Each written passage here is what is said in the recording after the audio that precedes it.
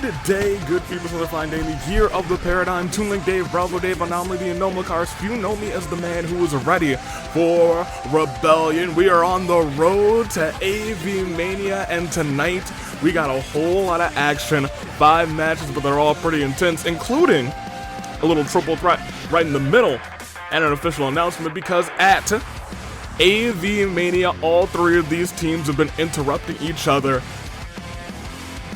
And come August 30th, the title will be on the line. It is the Flame Tribe, the Disciples of Kiku, and Hot Topic in a triple threat tag team match for the AWE Tag Team Championships. And what a match that will be. You love to see it. I was gonna say there's a lot of beef going on between the Flame Tribe and the Disciples. Notably, Hot Topic's got a lot of beef with the Flame Tribe. And now, admittedly, the Disciples not too happy about getting shoved out of the way by Hot Topic, want some respect on their names as well. There's been a triangulation of teams who have beaten each other, so we'll see how that plays out come Avi-Mania. But tonight, there's a little triple threat between the singles variations of those teams, so get excited for it. That being said, of course, we got Medic Madness. And our main, well, maybe we shouldn't talk about our main yet. We have a show of respect between Gwen and Zuko in a one-on-one battle. A very fun 6-man tag team match that I'll get into a little bit later. And most notably, in our main event, it's 6 of the 8 ladies in a 6-woman elimination match, and it is gonna be fantastic. 6 of the ladies that are already in the AWE Championship ladder match at Avi-Mania this August 30th. Once again, mark it on your calendars. But without further ado, this show's kicking off with a request from Dusk. Dusk wanted to talk to Amon, try to see how far Amon will go. And we're about to see how far that is as the stars go. Black. Alright, let's see what we're getting ourselves into. I did forget. Oh man. I was gonna say Dusk is here. And I was gonna say, you know, this is kind of a banger, nothing. But then I also thought to myself, man, if Dusk dies, and I'm really hoping Dusk doesn't die.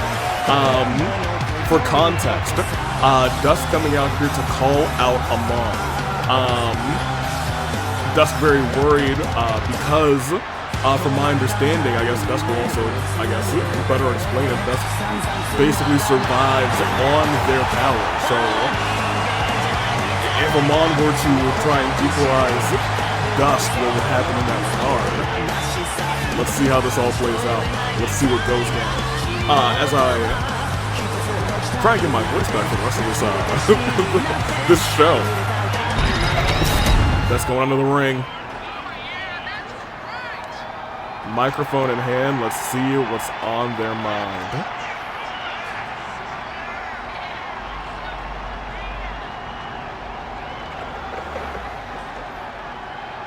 That's true. Gluttony, Deadly Sin, Contracted.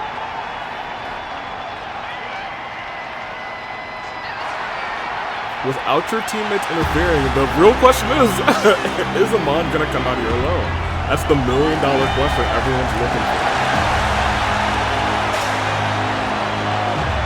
And it looks like he is. And it's been a while since we've seen Amon walk out here without a championship around his waist. Amon has been Fight Forever champion throughout the duration of most of the summer. Remember, this past Friday was put in a fatal 4-way steel cage match. Everyone in that match was essentially against him, and Amon was attacked prior at the very start of the show in a massive brawl. Some people saying, actually nobody says that this was a setup. Everyone's just saying Amon's not champion, so that's a W. A lot of people say we don't even care if it was a setup, regardless. Let's see what plays out. Would you take a life?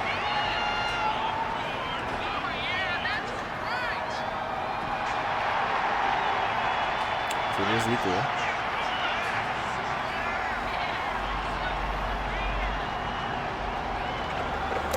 Never included murder, so no murder in Amon's plan.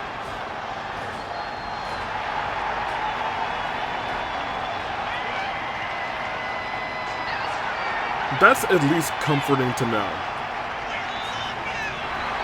Let me get it down. I'll hate them. Oh, we shouldn't even be surprised. At this point, I'll hate them going diving at Dusk. Dusk, no chance to defend themselves. That chair shot went right to the back of the neck. Goodness gracious. Amon just walking, my bad, watching on sinisterly. Goodness gracious. And another chair. And another. And your sister. And your brother. Oh, we know that sound. Iroh coming out. We better throw it outside. Hold on. A match. Okay. Repaired, vision holders, persona users, benders. Assemble a team with you representing the benders. Oh, now I need to pay attention. And our fourth, so not Panette? They have another member? Yo, we haven't seen another member. Could you win without losing a single representative? I will end the Equalist movement and leave. Hold on. Do you agree? Yeah, I guess why would he if we were able to just stop him on? Oh, wait, hold on a minute. No, hold on a second. No. You can't just. Oh, and Iroh just got taken out by Al-Haytham. He was about to walk into the ring to help Dusk out. And Al-Haytham... No, Amon, hold on a minute. No, he's forcing Iroh to watch as this goes down. Iroh declined the match. This is probably traumatic. He's been through this. And Iroh agrees. And doesn't just let Dusk go, but slams Dusk to the ground. And over there, Al-Haytham hits the bookmark. Despicable to these two. Dang.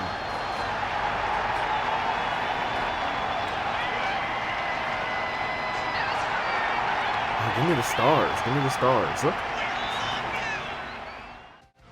Oh my gosh. A challenge from Amon for Avi-Mania, and so much is apparently on the line.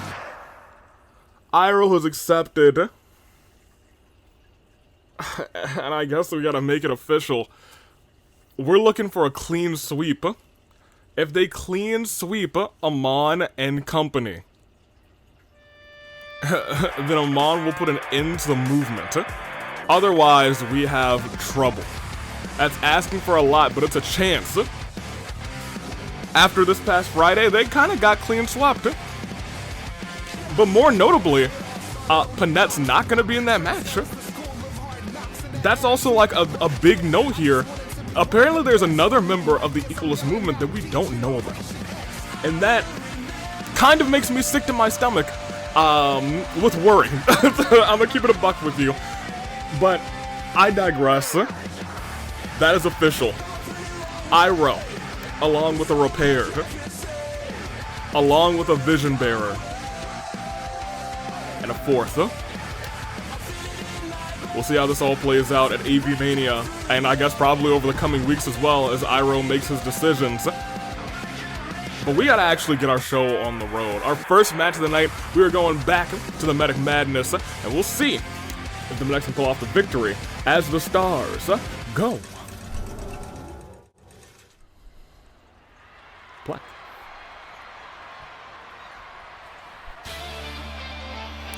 And out first, They have been so far hit and miss on these tag team these tag team matches. It's Medic Madness. Taye and Naomi were both battered by Infinite this past Friday at Fracture. Tonight they look to turn their luck around again. Hopefully they can continue going 50-50. They're gonna have to pick up a big victory tonight. Will they be able to? We're all watching with anticipation. Taye, I'll tell you what. Anywho, Naomi, Taye, medical team, they definitely need a break. But who are they fighting tonight? Let's find out. Prepare for trouble. Wait. To protect the world from devastation. Wait, I know that. All peoples within our nation. To denounce the evils of truth and love. To extend our reach to the stars above. Jesse. Team Rocket blast off at the speed of light. James. Now we're prepared to fight. It is. It's Team Rocket. And their opponents, James and Jesse, the Rockers. Team Rocket blasting over to the ring. James with a rose in hand. Jesse feeling herself. Goodness gracious. Team Rocket has just blasted their way into this open challenge. Will the medics be able to send them blasting off again? We're gonna find out as Rebellion rolls on tonight. Okay, they're kind of slaying though. I'm gonna give it to them. I will give it to them. They are kind of slaying. Regardless, for the first time, Jesse and James. Hey, yo, they're really feeling it. Apparently, all they need is a Meowth out here, for real, for real.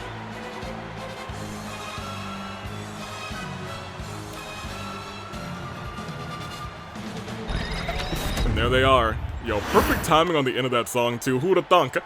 It's the medics. It's Team Rocket. In this matchup, it's official. Medic Madness begins. Kick to the gut. And responding with a shot right to the jaw. And a quick tag. I think this team is learning already that they're going to have to continue making quick tags.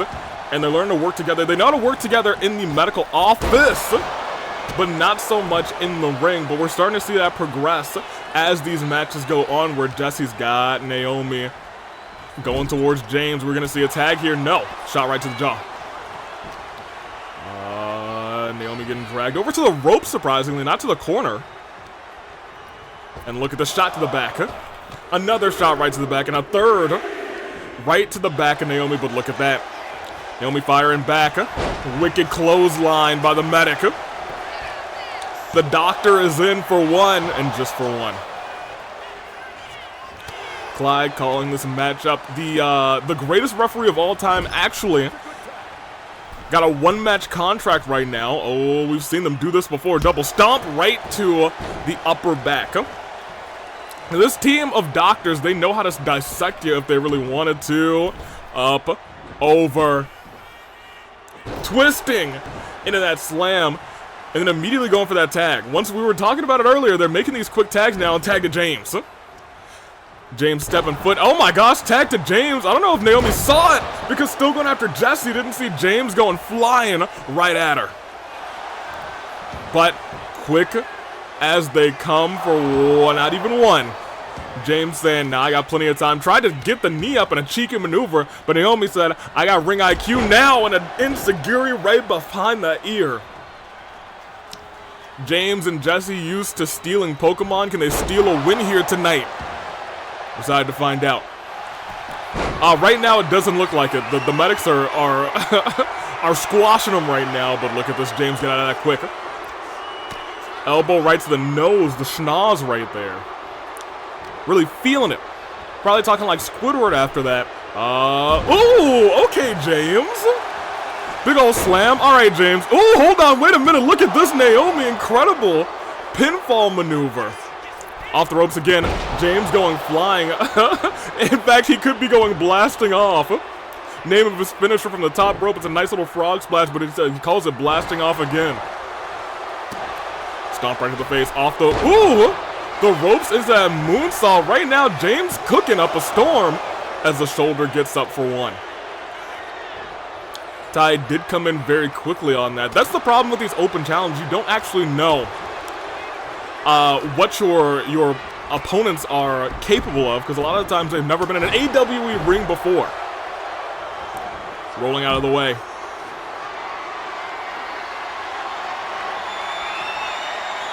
And look at this. Boom! Right to the skull again and again.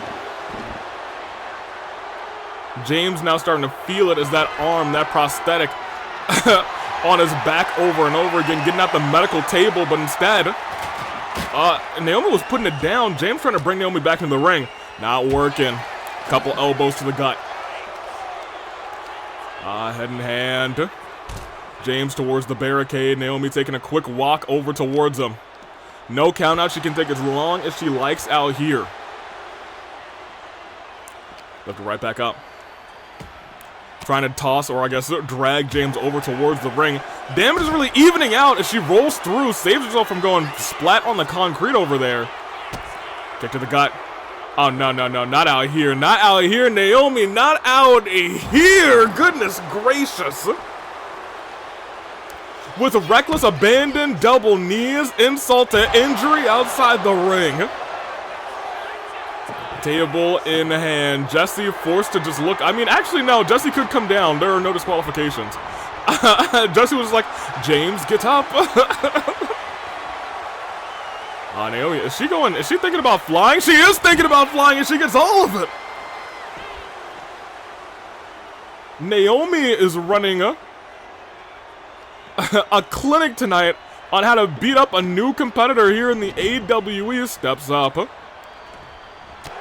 And a shot to the back. Into the corner. Ty. Oh, hit on Ty. I think a distraction there on James. James able to still stand up, though. And look at this Hurricane Rana.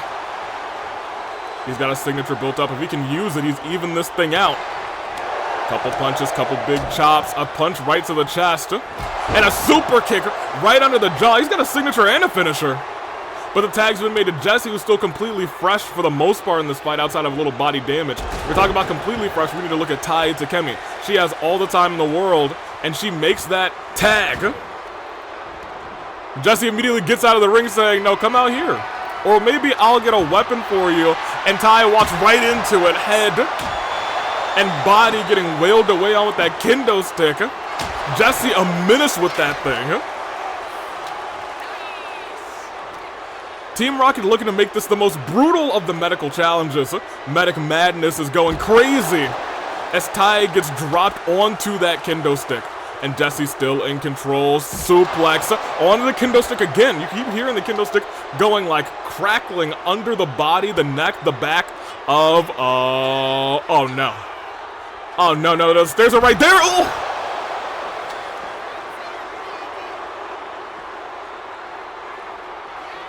Goodness gracious. And tossed into the stairs for good measure. This is crazy work. Tai with the reversal. And I want to also point out Tai got no body damage or head damage off of that, which is crazy to me. Insane work to me. Oh, but look at that kick. The table right out of her hands. Jesse rolls her through into a super kick. Tag's been made to James, and is he gonna stop this tag to Naomi? No, he's gonna pick up the table. He's got something planned. Sets that table up, but he's turning his back towards Naomi. Naomi, oh, no shot. Chokes, no, oh my gosh, painkillers, actually. Goodness gracious. One. And Jesse forced to knock down that table to save James. That was nasty. Into the double knees. Naomi steps back in after checking on Taie. But I may have given James a moment to recover. And a spine buster center of the ring. And goes back to make that tag to Jesse, which is a smart maneuver. Even though he still has a signature finisher, Jesse still has a finisher as well. Ah, but look at this. On the ropes, yanking the head and neck back. A submission of her own. Naomi might be in a little dire straits, but now look at that ring IQ. Able to turn Jesse around, And a little leg drop, moonsault to the back. Jessie could not see it coming. And I think Naomi realizing this is the one I gotta work over right now. But Jessie not having it. Jessie not giving it to her easy. They're gonna have to work for this thing. Oh no.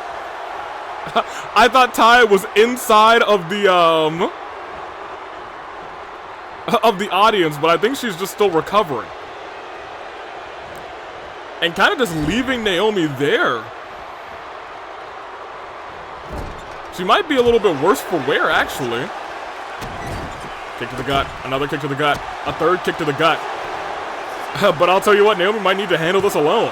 1, 2. Kick out by James. No resiliency burned. One out of the way, roll through. Shot to the head. Up and down. Painkillers connect. Pinfall. 1, 2. Broken up. And Ty is still just over there, you know, contemplating everything. Naomi's kind of looking over saying, oh, what are you doing? What are you doing here? Oh, has James. Right onto the shoulder goes right onto the knee goes that shoulder. Tag's been made. And I think Naomi was kind of like looking to check on Ty before she did check on her, but after that, maybe she checked on her for a reason. Earn in play now. Jessie takes it and scatters ashes. Ashes, we all fall down. You gotta think Ash might trigger these two, considering all the trouble they've been through with that never-aging 10-year-old. Lifted right back up. Jessie, reversal. Naomi still in control. Naomi might have to do this whole thing alone. On the ropes. Hold on a minute. Flapjack onto the ropes. Neck breaker. Naomi is kind of fighting a 2v1 situation right now. Triangle hold. Locked in deep on Jessie. Is she going to get out of it? No, James comes to break it out. And a drop kick to Naomi for good measure. He said, well, this isn't illegal, is it? Naomi scrambling out of the ring. Ty still just looking on. Naomi stepping back in, but here's the thing. Oh, she went for the low blow. She went for the low blow. Naomi, I think, took one step backwards. Looking for a scoop slam. Shot to the back of the kneecap. Jessie rolling out of the ring. Naomi climbing up to follow her. Whoa, Well, I don't think that went too well for her. I think she had a bad time. That being said, they're still throwing hands. Couple kicks. And look at this arm bar outside of the ring. Yanking it back, Jessie able to get out of it. Would have rolled it into a roll-up if she weren't outside the ring. Jessie and James are taking advantage of what's going on. You gotta imagine, you know, I guess there's a world. You think there's like a Pokemon in here somewhere? That's maybe causing some sort of confusion to Ty? Do you think Jessie and James are cheating? I don't know if I would put it past them. Maybe something from a Wobbuffet or something? I don't know, man. Very out of character for Ty, but we've seen Naomi do this just a moment before. Neck breaker. Didn't even go off the ropes this time. Just jumped right into it. James can't help. 1, 2. Kick out. Oh my gosh, kick out no resiliency is crazy. Got that shoulder up. Naomi dragging Jessie center of the ring. She's gotten up to a knee. And is she gonna hit that? No, reversal by Jessie. And Jessie, she's doing this again. Ty could come in and help, but I don't know if she will. Naomi didn't have resiliency either. Not built up. Ty, I really think Ty might be like, I don't know, confused by some Pokemon. I think that actually might be the case. Team Rocket's turned this into a 2-on-1.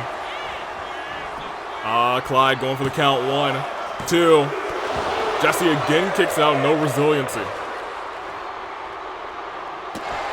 Naomi looked over there briefly like, what is going on? Went for a super kick to the knee. Instead, got rocked. And, oh, she might not be confused anymore. Megaphone And a super kick outside the ring. Shot there, taking out Naomi, and Naomi's battered and bruised. Jessie just couldn't help herself, even though she's getting help from some Pokemon somewhere. And tosses Naomi back in. But I think that may have woken Tai up from her trance. Naomi is in dire straits. But steps out of the way. Steps right out of the way. Turns Jessie around. And yeah, Tai is back on the apron. Whatever Pokemon shenanigans they were using, it's all over. Tai is back to her senses. And now Tai, you can see, furious about what just unfolded, about what just happened. And went for a leg drop, but Jessie saying, you're still not there all the way yet, are you? Into the corner. Tag's been made to James. Into the ropes. Leg drop. Oh, I'm sorry. Oh, hold on. Hold on. Oh, but she was still going after Jessie. James from behind. And James is crazy out here. Hold on a minute. James is going wild. James is nuts. Swinging neck breaker by James. And ladies and gentlemen, get up on your seats. He's blasting off again. Into the pinfall. One. It's just one.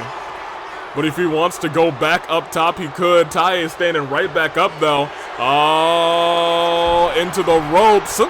Yo, I think he's calling for it. 6-1. Not today. Yanks him down. Lifting him right back up. Turns him around. James with a reversal. But look at that. Turned around himself. And she's got James high in the sky, maybe trying to send him blasting off, goes face first into the mat. Into the pinfall. One. Jessie let her break it up, but I want to point out, right here, right now, James might be in dire straits because the medics have their heads on right again. Tag's been made.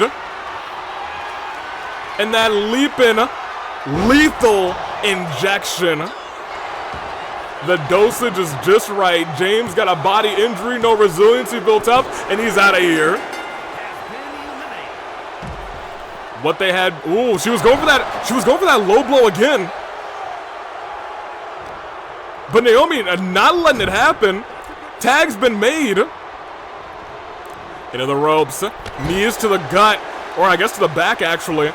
She's still backwards, up and down. No reversal by Jessie. Rolls out of the ring. Jessie knows she's got to get a weapon. And then puts it down, saying, I don't need this, apparently. Reversal by Tai. And now the combinations into a German suplex on a Jessie. Another tag. Naomi stepping back in. Calling for Jessie to get up. Not entirely sure what she's thinking. Oh, she's thinking middle rope. She's thinking flying with that middle rope missile drop kick, but look at that. Naomi still got some sense left in her. Shot to the gut. Super kick right to the jaw. Naomi, hold on, this thing ain't over. We've seen this team lose 2-on-1 before. They're about to get gone again just like that. The leg, single leg Boston Crab. Naomi's already got that hurt midsection. She could be feeling it. No, able to yank that leg back, sending Jessie flying. Taking her to the corner. And we've seen her do this before. Jessie's eaten a couple of these already. Will third time be the charm? It might be head injury onto Jessie. Naomi's not done. Yo, Naomi's not done. She said, hey, don't pull any underhanded tactics like that ever again. Not to my coworker, not to my partner, not to my friend, Tai Takemi. Drags her towards the center of the ring, but reverses the finisher. Reverses the finisher. Up, around. Sends Naomi flying. You don't think. Naomi could have had this thing won. And Jesse saying, you said all that, I'll do just what I please, actually. Right onto the chair! The back of her head ricocheted off of that steel chair. Turns her around, has her up in the sky, shades of Tai, and sends her face first into the mat, turns her around, and doesn't go for the pin.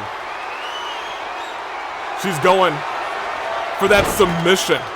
She's saying if you can tap out real fast, then you might not be able to use resiliency. Is that strategy gonna work? No, but resiliency's burned. There is a world where Jesse comes back from this. Is Team Rocket executing a masterful plan? No, because look at that, she sweeps it like herself. Saying you have a head injury, you're worse off than me. Go ahead and tap out Jesse. Locked in deep, no. Lets her go, Jesse not tapping out. Instead, Naomi looks to put her away. She's got nothing built up currently. Powerbomb position. And hits every ounce of power with that powerbomb. Tag's been made to Tai, and now they really don't have much to worry about. I was going to say, as long as it's 1v1 with that X over Tai's name, Jesse has a chance, but right now, Jesse might be doomed. Tag, ooh, not made. Tag not made. And a super kick reversed by Tai. Tai is saying, you did this to me, knee strike right to the face. Reverse the finisher and hit the nastiest knee for 1, for 2, has no resiliency, 3.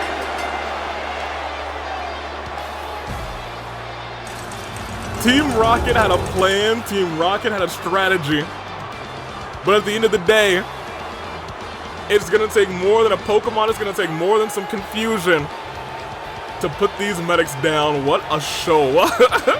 What a show indeed. Man, double stomp to the back. Off the ropes. James was, they were both kind of stars, I'm gonna keep it a buck with you.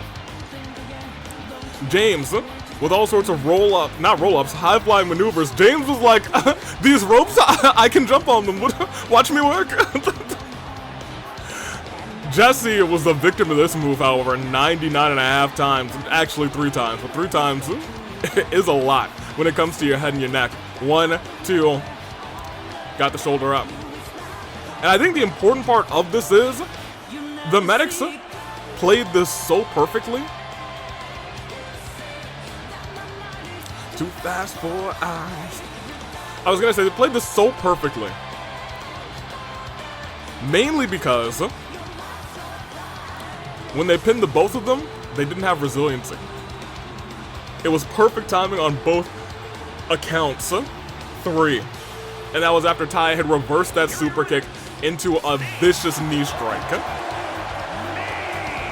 And look at the medics, they got the job done. Thank you to the medical team. You'll love to see it. Hey, what a showing. What a showing indeed. With a little stars. To bring me back, congratulations once again to our medical staff. That being said, we got ourselves a 1v1. It's Zuko. It's Gwen. And it's about to be on right here, right now. So, hey, better yet, get set. It's about to get going. Shall we? We shall, as the stars go. Black. And in fact, it's sure. Oh, hold on, they're already out here. On a show of respect to start this thing off. Hold on a minute, we're starting off ASAP. Clothesline. With a show of respect, these two boys, you love them. Zuko made his debut in the AWE this past Friday at AWE Fracture. In the main event against Amon, where Amon lost the championship, Zuko was the one who was pinned by Gwen. Gwen is our new Fight Forever champion. However, you gotta imagine the both of these gentlemen have to have a lot going on their minds after what happened with Uncle Iroh earlier on in our show between Uncle Iroh and Amon. And Dusk, admittedly, too. Zuko. Drop kicked again. I was going to say, these two have never fought completely fresh, but they are both essentially young proteges of Uncle Iroh. And hey, who better to teach you And one of the greatest of all time. And our Unk lifted right back up. Went for a kick there. Again, a little bit faster than Zuko. But right now, Zuko showing off some real power. Wrenching that arm. Dragging Gin off the ropes. Deep arm drag. That wasn't old school. That was new school. But Gin responds with a kick right to the chest. Gin's got to get some offense off on Zuko. But Zuko's reversing left and right. Went for a kick there again. Gin now understands apparently what Zuko's all about. Off the ropes. Ooh, from behind leg drop. Zuko's face and Scar going right into that mat, but Zuko pucking the leg. Sends Gin flying. Gin getting lifted up one more time. And into the ropes. Hurricane Rana by Zuko. Into the pinfall. 1, 2, kick out. And a kip up by Gin. Kip up is one of the nasty kicks. I was gonna say the kip up is one of the things that helped Amon lose that championship. Amon had just had a low blow on Zuko. And a reversal there by Gin. Admittedly much needed reversal. Gin also raged up. He's got a finisher just like Zuko now. If he can hit his first, it may turn things around immediately for our fight for upper champion. Jumping back in. Lifting Zuko up. And Cat's Claw connects right on the scar. The burns on Zuko's face. That's 1. That's 2. Zuko has no resiliency. Kick out. 2. And I want to point out one of them has an orange body. One's got an orange head. Now Zuko's got that orange body. Gin fighting back in this competition. A lot of people said over and over again that Gin shouldn't be fighting Amon. Gin shouldn't be involved with this. Amon's gonna hurt this kid. But look who's got that fight forever championship now. Gin heading up to the middle rope. You gotta remember, there's a kid who's won a Rumble. There's a kid who's competed at Avi-Mania. There's a kid who has been a former tag team champion. But he just went flying. And Zuko is looking to send that kid on a trip. He's going over that top rope, calling for Gin to get up. You gotta imagine, Hurricane Rana from the outside this time. Zuko, hold on, removing that turnbuckle. Clyde sees that immediately saying, okay, hold on a minute. What are you doing? Uh-oh. Stunner! Onto the ropes right across the throat, and Zuko jumps out of the ring. And stomps the knee of Gin. Clyde, why are you going back out of the ring? It's not false count in here. What you doing out here, Clyde? You know who would never do that? Splendid. Up and down. Gin again kips up and hits a drop kick, and Zuko runs right into it. Oh, thrown in there, Zuko. Gin calling for Zuko to get up off the ropes, but steps out of the way. And Zuko saying, hey, I got 2 finishers. I'm going to hit one, and it's going to wait. No, he was thinking about it, but instead, Cat's Claw connects again by Gin. Zuko again has no resiliency. It could be all over. Did he steal one on the Fire Lord's son? No, he didn't. Listen to this audience. Oh, but this time, Dragon Cutter. The heir of the Fire Nation drags Gin center of the ring. And that's gotta be resiliency from Gin. It's 1, it's 2, and it is.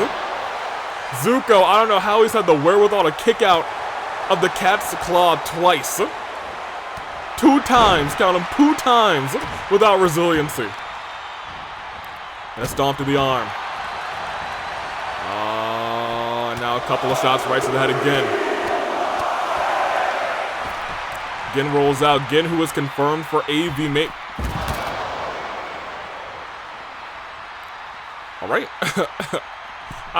Zuko, I'm not sure if are you okay? Are you okay there, buddy? Gin gets the advantage. Zuko goes into the ropes. Ooh, nice moves. Using Zuko's body weight against him.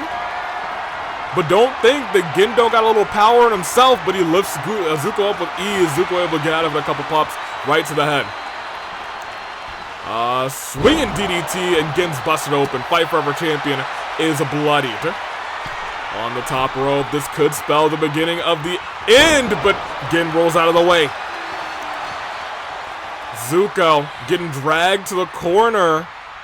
Gin gets him there. What's he got planned here is the real question. Kick to the gut and another stomp to the chest. Oh, he is running at him. We talk about that Gin speed, gets that low drop kick. Right to the heart of Zuko. Here's the thing though, Zuko's so close to a finisher. Kicks him into the corner, and Zuko saying, Unk taught me this one. Flying forearm. Oh, but a reversal by Gin there.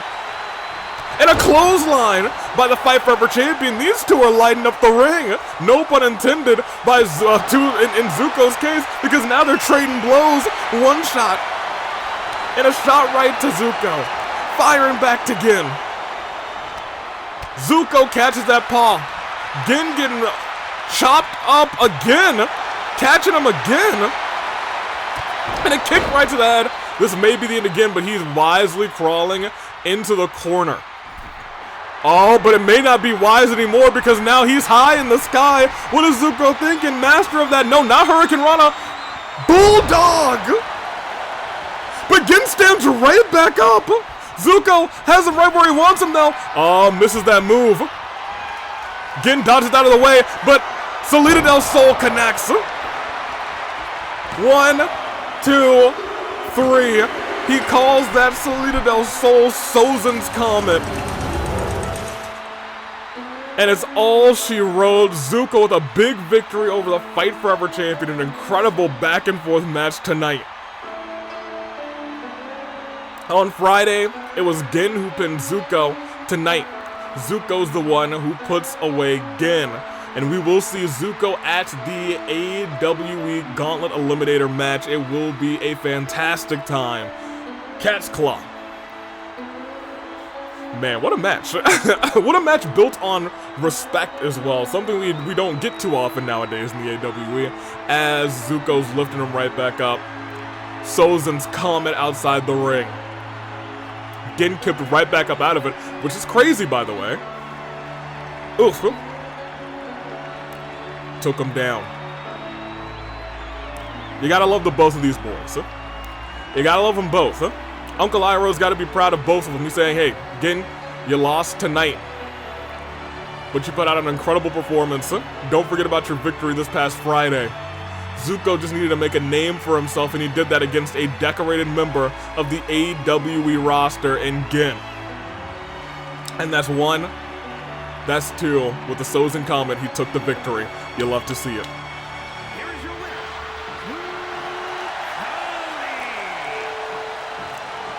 Welcome to the AWE, Zuko.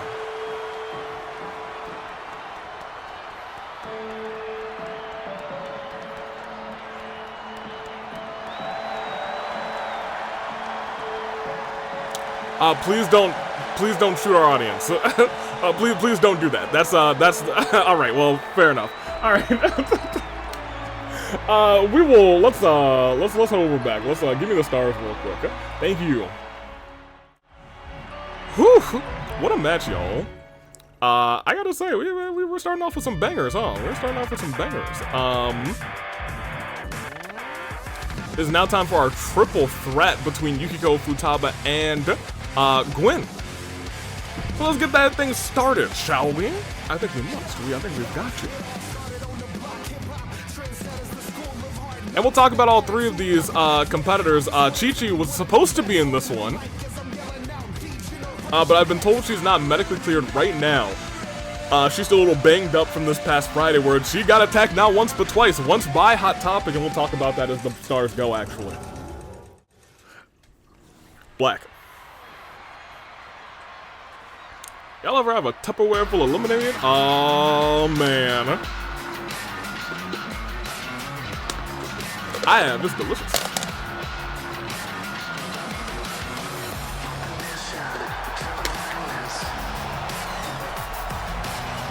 Tasty indeed. Anywho,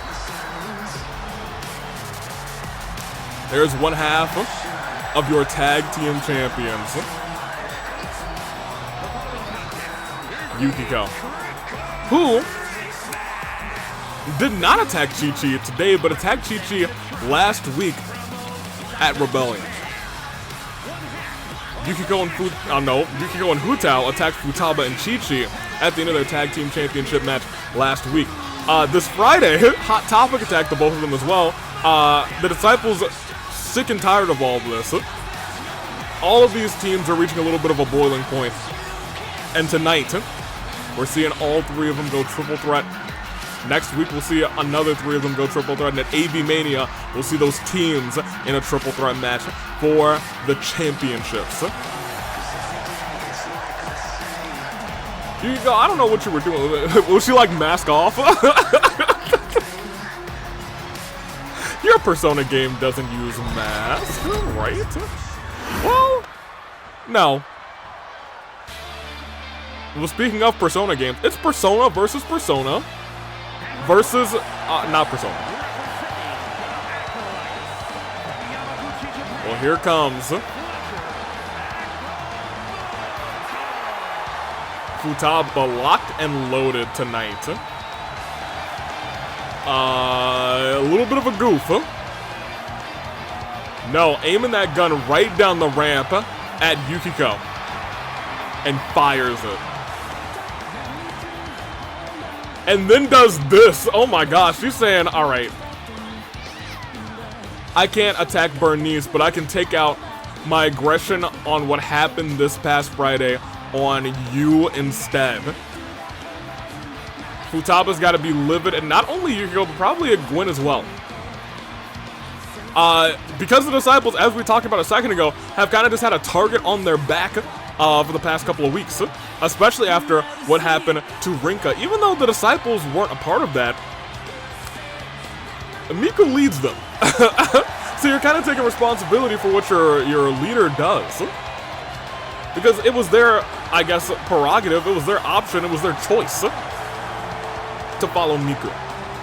A lot of people saying, why make that choice? Unsure, but from Futaba said actually this past Friday, she truly believes in Miku. Anywho. And there is Gwen. Still a little rocked from that move from Yukiko, but is more than happy to walk down this ramp and serve. As we said earlier, the past couple of months, Hot Topic stock has been rising. They were favorites to win the tag team championship match. This is the last tag team championship match, actually.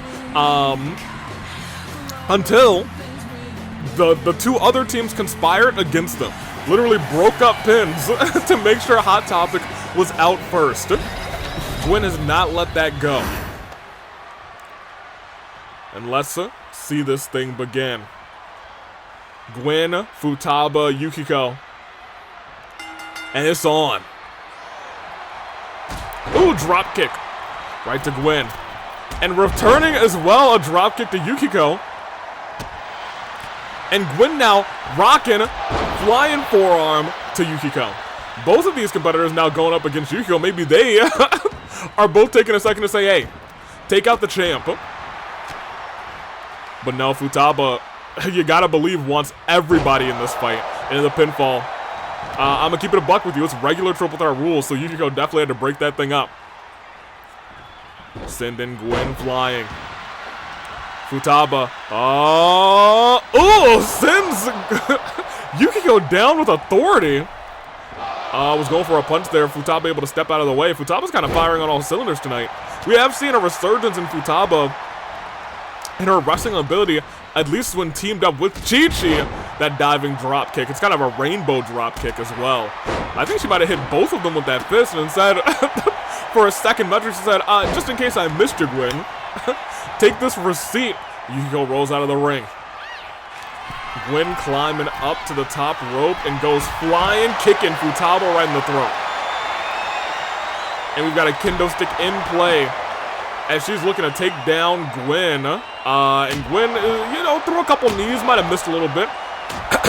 I'm actually surprised that Yukiko didn't go and get a steel chair. That seems like her MO, considering she comes out with one and sits down on it. the chairwoman. And she's living it up. It's been a good year for Yukiko. Took out Chie at Valentine's Violence. Won the AWE All-Star Championship. Has a Match of the Year contender against Sayaka Maizono at Ticket to Paradise. And tonight, she is Tag Team Champion with Futaba. Nope, with Hutao. I don't know why Futaba's so much on my brain right now. I guess she's literally right there. And this is the move that we saw knock out Gwen just 2 nights ago. Is it gonna be enough to knock out Futaba? No, Yukiko looking around saying, alright, that's not it, but oh my gosh, a clothesline sends Futaba scrambling, and she's going flying, and she's stunned. Gwen, oh my gosh, they rocked her, dude. I don't know how she got the legs up after that. That's crazy. Did you see that? Gwen with the kicks and Yukiko with the kendo stick? It was a kick and stick connection. She's furious about it. And Yukiko said, no aura farming for you. Who do you think you are? March 7th, not today. Punch to the chest.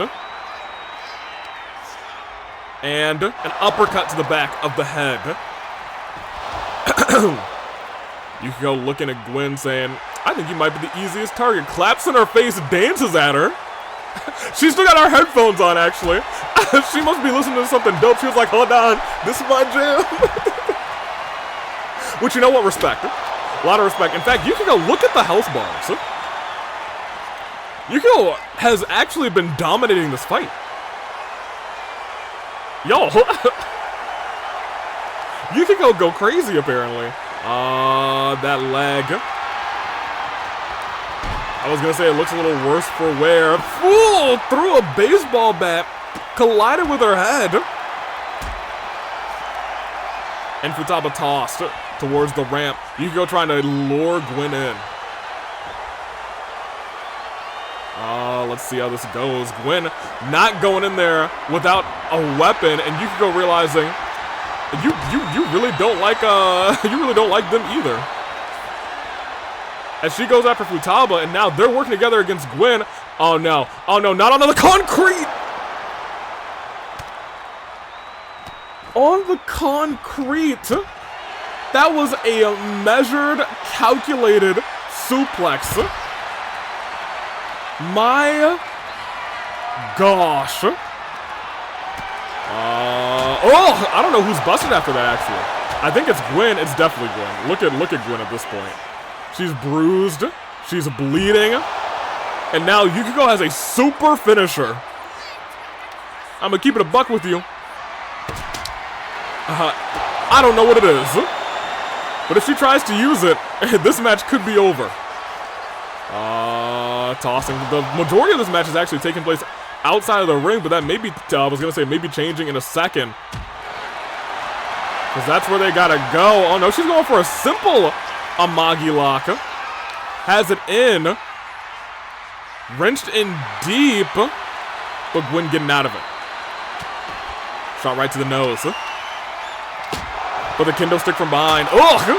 Looking like a dojo match at this point with how many kendo sticks are in. I know we've seen a sledgehammer, we've seen a steel chair, but right now, it's looking rough for these ladies tossed outside. Hold on, a kip up. Yukiko rolls into the ring, trying to bait Futaba into potentially the Amagi lock. Oh, but instead, what looked like an angle slam by Futaba won. Yukiko kicked out at 1. Yo, they haven't really touched Yukiko. Look at that, Yukiko even wisely rolling out saying, no thank you. Dragging Gwen over to the ropes, not working out for her. Futaba might be in danger. She could be getting hit with that G360. Yukiko out there celebrating. 1, 2. Broke it up. Futaba didn't have to burn resiliency. Into the, no, not into the corner. Tossed outside of the ring.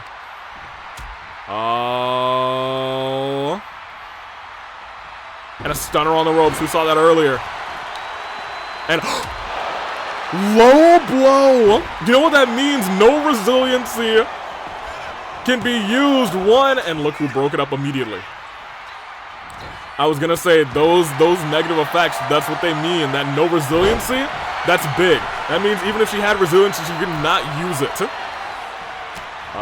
Turned her around. She was trying to hit the flying Futaba, but instead... Oh my gosh, checked in. Hold on. Yukiko just jumping all over the place. But gets Futaba in the back with that kick. I'm going to tell you what. This match is either going to be Gwen getting pinned or Futaba getting pinned. But it may be changing in just a second because she is reversing. Yukiko is going crazy tonight. But looks like she was going for that Amagian. Sneaky roll up by Futaba. But Yukiko right there to break it up. Flying Futaba! Wait a minute. That just changed the game. No resiliency built up. That's one. That's two. Kick out. Kick out at two. All it takes is a couple finishers to really even things out. And Yukiko just got hit by that flying Futaba. And an uppercut on the Gwen. Gwen has already been so beaten and battered in this match. Double axe to the back. Off the ropes. Oh, missed with that drop kick. And Yukiko might be getting stunned here. No, saved herself. And now as a combination on Futaba, sends her to the corner and goes outside of the ring. Maybe sets her up for Gwen, but gets a reversal. Futaba. Oh! With a flatliner. Gwen has resiliency. Will she have to use it? I'm not sure if she would have used it. I think it would have been over. I actually do think that was about to be it. I don't think she was going to kick out. That kick to the back of that pinfall was at like 2.99. Gwen. Oh, wait a minute.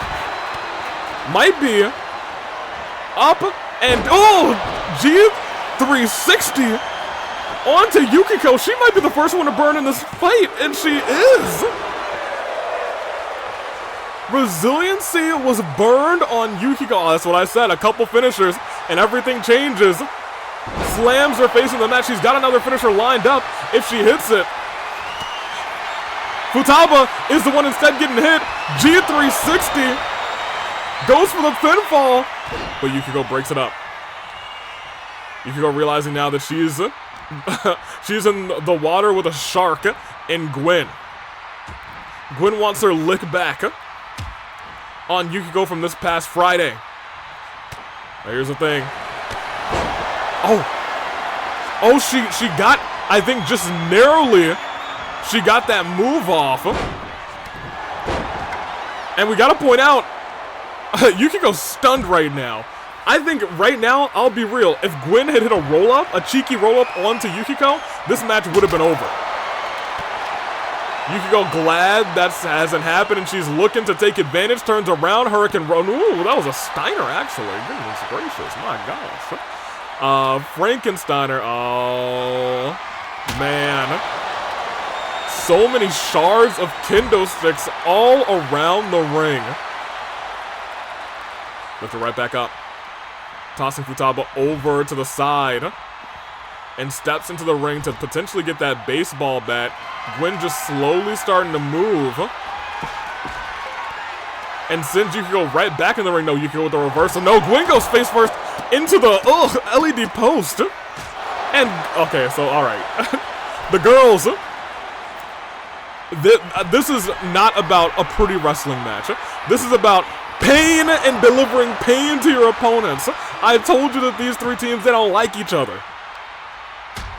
If everything that's happened in this match ain't proof of that, how much of it's taking place outside of the ring, how few pinfalls there have been, it's not about winning.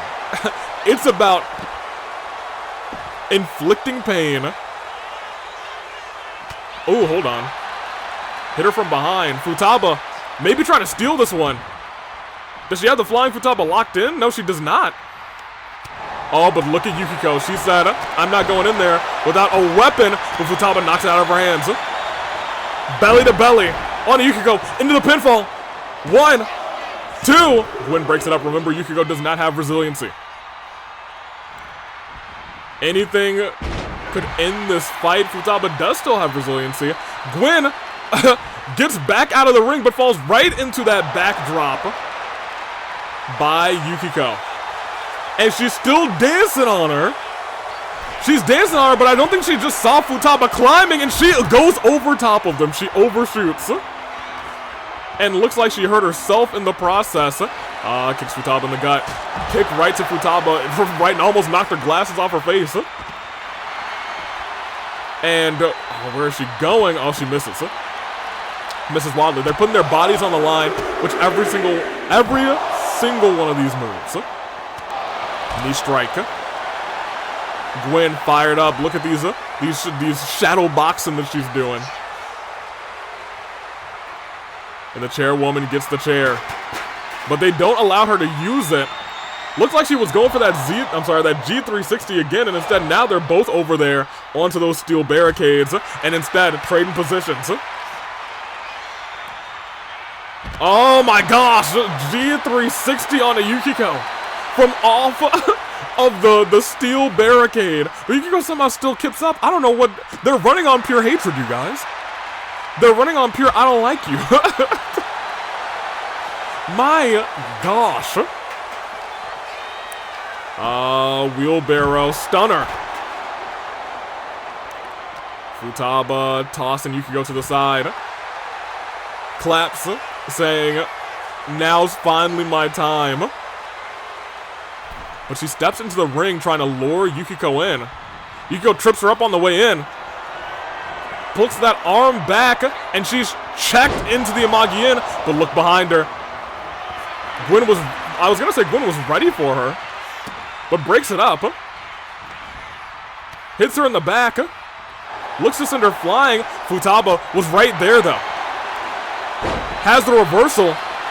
And Yukiko, oh, they're both standing up at the same time. Who is she gonna get? Flying Futaba! Oh my gosh! One, but Gwen breaks it up. They were both getting up at the same time. She was targeting Gwen, but Futaba said, no, not today.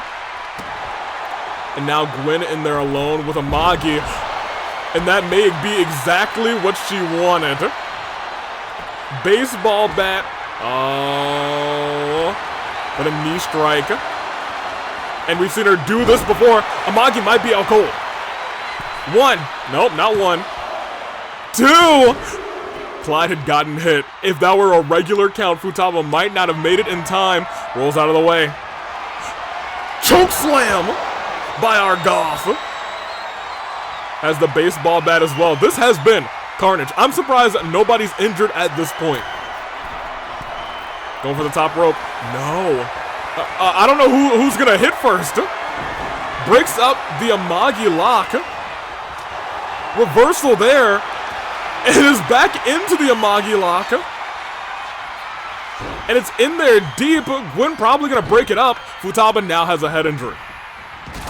Drop kick to the back. Yukiko kicks right back up. Gwen heading to the middle rope. Yukiko, looked like she tried to step out of the way. Did step out of the way. Oh, but gets caught on the ropes afterwards by a knee and a backhand by Gwen. And I'll tell you what, off the ropes, that might be enough to put Futaba away, who's got a head injury. Might not use resiliency because of that. So mixed up, scrambled with her brain, she's down. Gwen gets her lick back from this past Friday, but doesn't pin Yukiko to do it, is the big picture item here. If the hatred between these three women is any indication of what we are going to see at Avi-Mania, they're gonna do whatever it takes to tear each other apart. Which is fantastic, might I add. Fantastic in the sense that we are in for a great tag team match on August 30th. Shot to the back, and there was that G360. Pinned right while Yukiko was there, but 1-2 was broken up. And now Futaba's got to think to herself, okay, now I'm injured. August 30th is a little ways away. Bam, spikes her. Waits for her to get up. But look at that, she was waiting for Gwen and was not paying attention to Futaba. Futaba almost stole it there. But at the end of the day, 1, 2, 3, Gwen got it done off the ropes into the pinfall. And as worse for wear as she may look right now, she's got to be feeling good. Go to our medical staff. Take Futaba there too, and heck, take Yukiko too, because everyone's feeling after this one.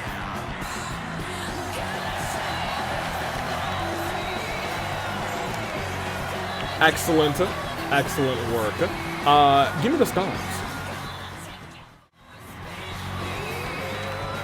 And what is a packed edition of Rebellion? Excellent, there we go. We got ourselves a nice little match next. Let me tell you something. We have to talk about Joy. He sucks. Yeah, he sucks. Without further ado, that man just sucks. He's been fined $525,000 for attacking Splendid, a legal referee. And now, he's gonna be fined more money. Currently, his fine sits at an additional $750,000. However, we're gonna give him a chance because he wants to fight so much. He's got 3 opponents tonight. If he's able with his partners to pin all 3 of them, each one of them that he eliminates in this match,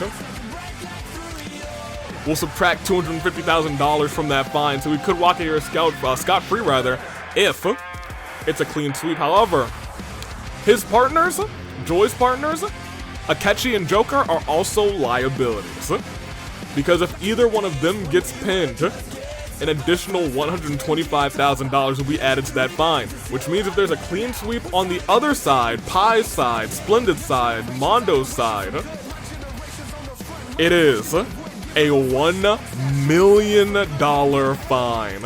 Let's make some money tonight, baby. Give me the stars. We're making money. We love that. Oh yeah, we can skip that. Screw that guy. We can watch the rest though. I'll talk about everybody else. And unwisely teaming up with Joy.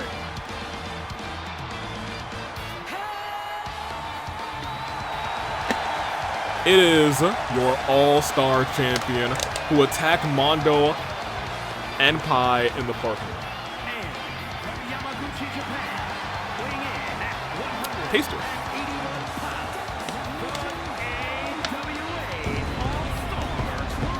The man who beat Uncle Iroh in a casket match. Speaking of, casket match coming up next. Akechi makes his way to the ring. You gotta imagine, he's feeling good about this. He's feeling, hey, maybe I'll embarrass Mondo some more. I'm gonna pin him again, and I'm gonna keep pinning him all the way up until Avi-Mania, and then I'm gonna pin him one more time to keep my championship.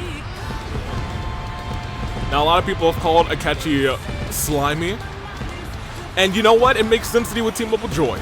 Let's keep it a buck with you, because Joy is the bad guy. I've been trying to do you all a favor to get rid of Joy, to make sure he's not on your screens, but he just won't stay away. But don't worry, a plan is in motion, and $1 million fine is what we may be looking at tonight.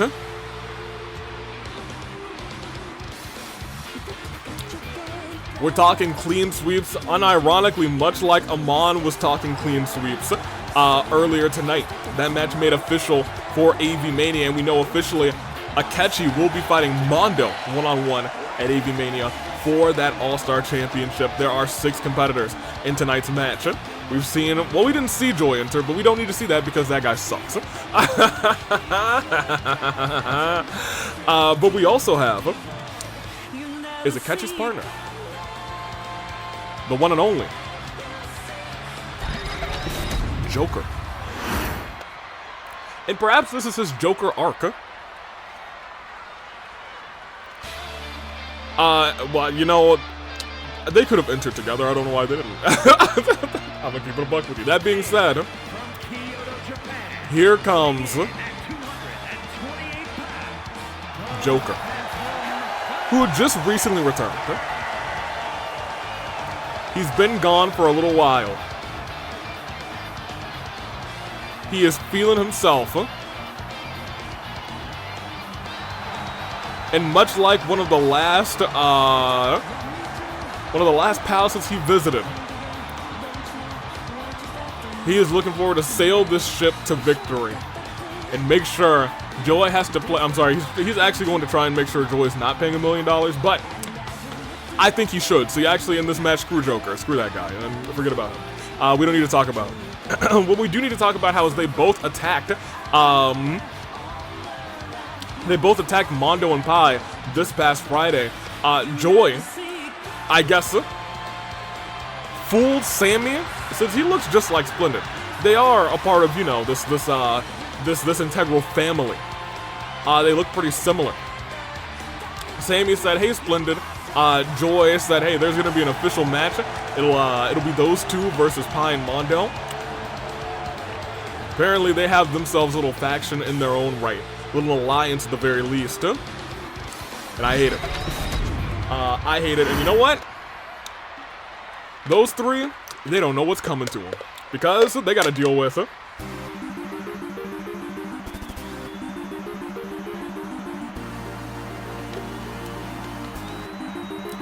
A Pi scorned.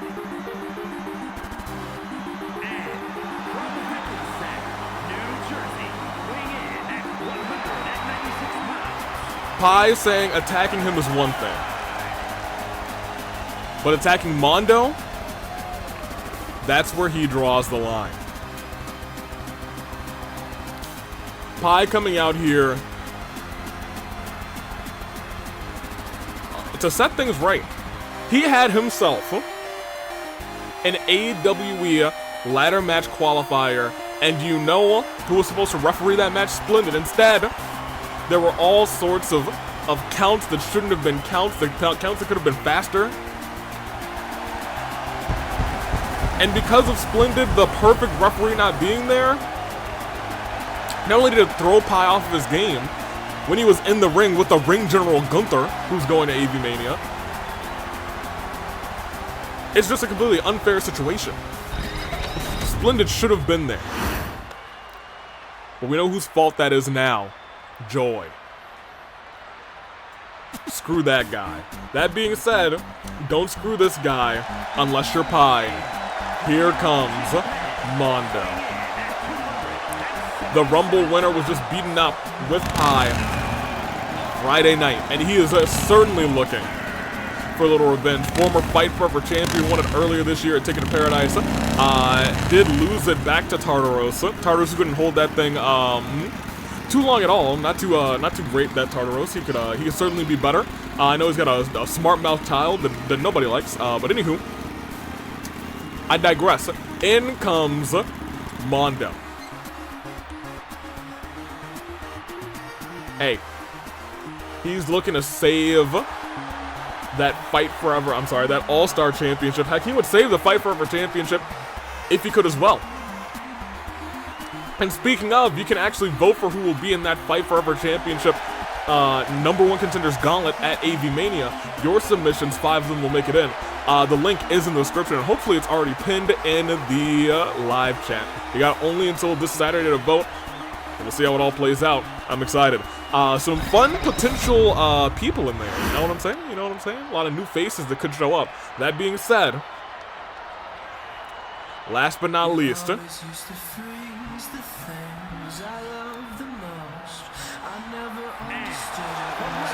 ladies and gentlemen, when you look up fair in the dictionary, it will redirect you to the word Splendid. Because he is not only the most fair referee, he is not just the perfect referee, he is God's perfect referee. Thank God for Splendid.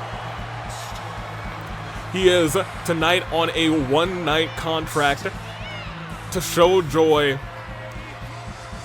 hey, don't mess with me. It took a lot to convince Splendid to come out of, to come into this one-day contract.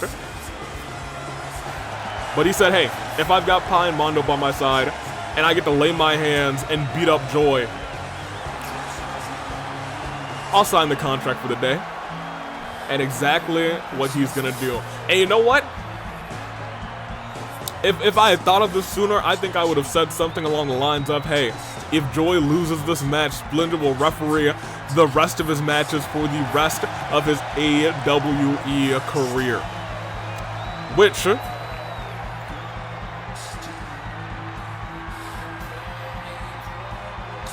I will see. Anywho, Splendid soaking in all that adoration because the people love him. There's not a single... Oh, I think my camera froze. I don't know how long that thing was frozen. Hold on a minute. That, let me see here. Where's me? Here and here. There we go. That happens sometimes. It's usually rare, but it's been happening a little bit more frequently. My camera seems to freeze whenever I start to tell the truth, the whole truth, and nothing but the truth, as a kick goes right to the head of Joy. And you're already seeing Pi worked up about this. I think we're all sick and tired of Joy, first and foremost. Look at that. Holds his chin and slaps him in the face. Pi's got to be furious. Avi-Mania, that ladder match, was his dream. He has been begging for that opportunity for a while, and who ruins it? Joy. Into the pinfall, Joker comes in and helps because he knows Joy's a sack of trash who can't wrestle his way out of a paper bag. A wet paper bag at that. Already busted open. And a tag's been made to Mondo. He knows Mondo wants to get his hands on Joy too, but also wants to get his hands on Akechi and Joker. But he'll get there as soon as he can. The big man, Mondo, look at that. The strength of that man, too. You gotta imagine that thing hurt. And Joy's already bleeding in the first few seconds of this fight. Going for a cheeky roll-up. Can he get a quick pinfall on Mondo? No. Joy's not getting a single pinfall in this entire match. You know what's gonna happen in this match? The bell's gonna ring. Pi, Mondo, and Splendid are all still gonna be in, by the way. And most notably, Joy's fine, his second fine actually, will be totaled at $1 million, which means he will owe a total of $1,525,000. Tag's been made to Pi. Joy already struggling to get up to his feet, and Pi saying, I'm gonna get you into the power bomb.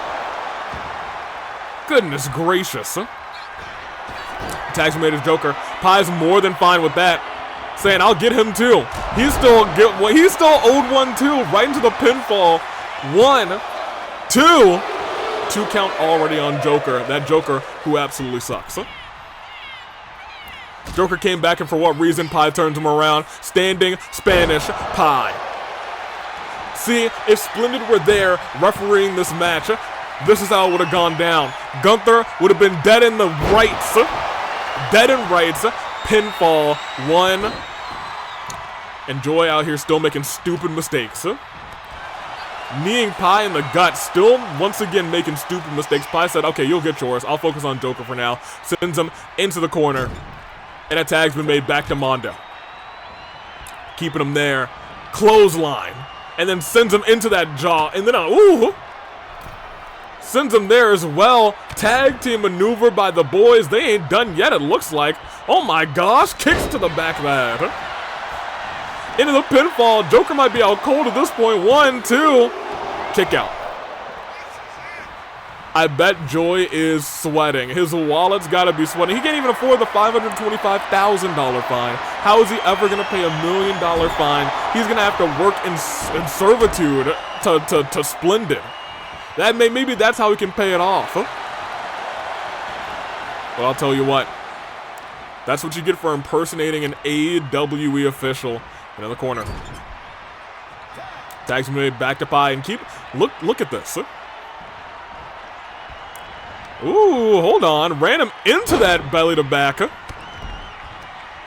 And knee strikes by the both of them. They're just roughing up Joker. They're saying, hey, you attacked us in the parking lot. Now we're going to bully you in the ring.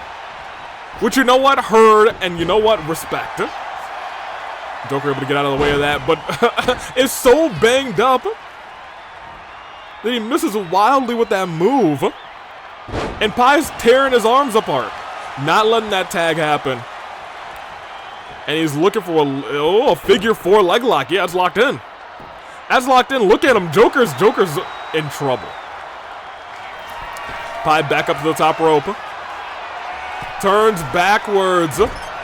Double rotation with that moonsault and the pinfall. And nobody can come and help Joker for 1, for 2. Kick out.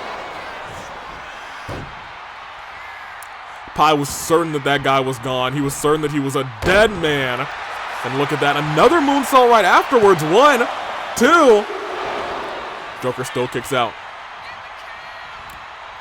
Pi realizing, oh, I'm going to put him away. He's already got that slice of Pi built back up. At this juncture, he might be toying with Joker. And a tag wasn't made. I don't think he realized how far he had gotten. Ran into Clyde. And you know who he wouldn't have ran into, who would have stayed out of the way? Splendid. Not for nothing on you, Clyde. Love you to bits, Clyde. But a pinfall. 1. Kick out. Akechi, the freshest man in here for their team. Sending Pi flying. His body starting to feel the effects of this matchup. But he ain't done yet. He ain't even close to done. Oh, look at that maneuver. Little head scissors from the ground. Head scissors takedown. Oh, reversal of signature. Trying to get the legs there. And a slice of Pi connects. Somebody write that bill. Joe's gonna pay. He's gonna have to pay me $1 million. Joe's gonna pay. Joe's gonna pay. He's gonna have to pay me $1 million. That's my favorite song, actually. Alright. Joy's gonna pay everybody. Joy's gonna pay. Hey, Joy's gonna pay me $1 million. Joy's gonna pay. Hey, everybody in the back now. Joy's gonna pay. Hey, Joy's gonna pay me $1 million. You love to see it now. That's my favorite song. And of course, it's gonna go to split between some of the people in this match as well. Oh, wait a minute. Joy's still gonna pay me $1 million, right? Pi's getting dragged to the center of the ring. Into the pinfall. Mondo comes in and helps immediately. That's our boy. We love Mondo. That's certainly a future world champion in his own right. Look at that. Breaks it up saying, no, you're not gonna do that to my boy. Rolls through into the pinfall. And you know who would have gotten down there faster? Splendid, but I digress. I do digress. Right now, we're still at $750,000. Tags been made to Mondo, keeping those tags fresh. Big clothesline. Big shot. Another one. Knee strike. Right to the face. Pops him up. Has him there. Enziguri. Face buster. Lifted right back up. Wait a minute. Reversal by Akechi. And a knee strike to Mondo. Thinking about the tag, but instead goes off the ropes. Drop kick right to the chest of the big man. Stomp in the arm. Mondo gets out of the way. And look at that falling with that forearm right into his face. Mondo's fired up, but I don't think he's seen the tag. And Joy with a big boot. Into the pin. 1, 2. Kick out. You can't put down a Rumble winner like that. Not that quick. It ain't gonna be that. Oh, but look at this. Has him up. Oh, plants him down. Oh. 1 broken up. Pi saying, don't you do that, not to my husband. That's exactly what he said. In the corner, is Team Joy going to start to turn things around? It looks like they might. Because now, right now, Mondo is the one who's in a little in dire straits. Taken down. Splendid, Pi, and Mondo were in full control of this fight. But now it looks like they're trying to wear down Mondo. Double axe, Mondo rolls out of the way. Stands up, but gets hit in the back by Joy. That sack of trash Joy. That cheater Joy. You know who hasn't done that in this fight? The good boys back home, standing moonsault, and Mondo looking to put away the man who he's looking to put away at Avi-Mania. Can you imagine if he gets a big pinfall on Akechi tonight?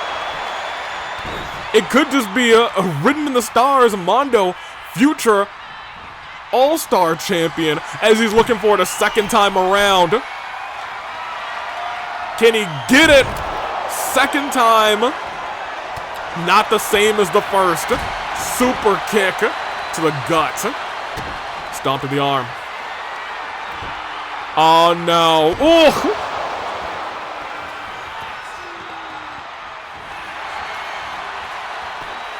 Right to the head. Mondo 1, 2. Kick out. Hey Mondo, you saved us. Huh? You saved us there. That was almost $250,000 less for Joy, but you can't keep Mondo out like that. And look at that. Smart Man makes the tag to the very fresh Splendid. Steps back into the ring. Looks at Akechi. Wheelbarrow. Bulldog. Goes on the ropes. Calls for Akechi to get up. Off the ropes. Ooh, with that kick right to the jaw. And nobody can come and help. And look at him. 1, 2. Had to use resiliency. Hey, you know, had his feet on the ropes, just here to prove to you guys that if he were here, he would have seen the feet on the ropes. Clyde, who everyone claims is the greatest referee we have, did not see it. Called 1-2 and did not see the feet on the ropes. And look at that. We can call Splendid Samoa Joe every day of the week. Because do you know what he just did? He saw a move and he walked away from it and he said, let's keep this cycle going, you guys. Let's keep this cycle going, because now everybody has a tag out. On Team Pi, Team Splendid, Team Mondo. We're kind of one. Splendid saying, hey, let's rough him up a little bit more. Rough him up for Mondo. Count of 3. Pi saying, yeah, and screw you. Comes back out of the ring as well. They're not done. They want to bully Akechi, which, you know what? Fair. Pi jumping in. If this move hits, no. Dragon screw to the knee. Lifting Pi back up. Pi needs a reversal. Super kick. Right to the gut. Akechi realizing he's in dire straits. Hold on. Joy getting turned around and tagged in, by the way. Up and ugh. Delayed. Wow, I was gonna say delayed reverse DDT, but the both of them hitting him in the back of the head. Trying to injure. Oh no. Powerbomb position. And looking for Glass is first onto that turnbuckle. Still no eliminations in this fight. No eliminations in this brawl. Knee right on the chest of Pi. Joy realizing this might be the first step in trying to reduce that fine. Steps back in the ring, but look at that. Tags being made to Mondo. That's not what you want to see. But ooh, Bulldog. Bulldog by Joy, but look who stood right back up. Mondo tried to block it, couldn't gauge that timing right. Joy's still trying to go after Pi. I'm not sure what damage he has with Pi, to be honest. And then goes after Mondo. Stands him back up. Elbow drop to Mondo. Looks like Joy is going middle rope. Elbow drop to the throat of Mondo. Into the pinfall. Mondo once again has no resiliency. 1. Broken up. And by no resiliency, I mean he has not burned it. Only person who's burned resiliency is Akechi. Oh no. I won't even say the name of this move out of respect to the person who actually does this move. I don't want to tell you what This sack of trash calls it, but it was a mistake to use that on Pi instead of Mondo, because now he's furious. He had to watch as Joy assaulted his husband. Face going directly into the apron, the hardest part of the ring.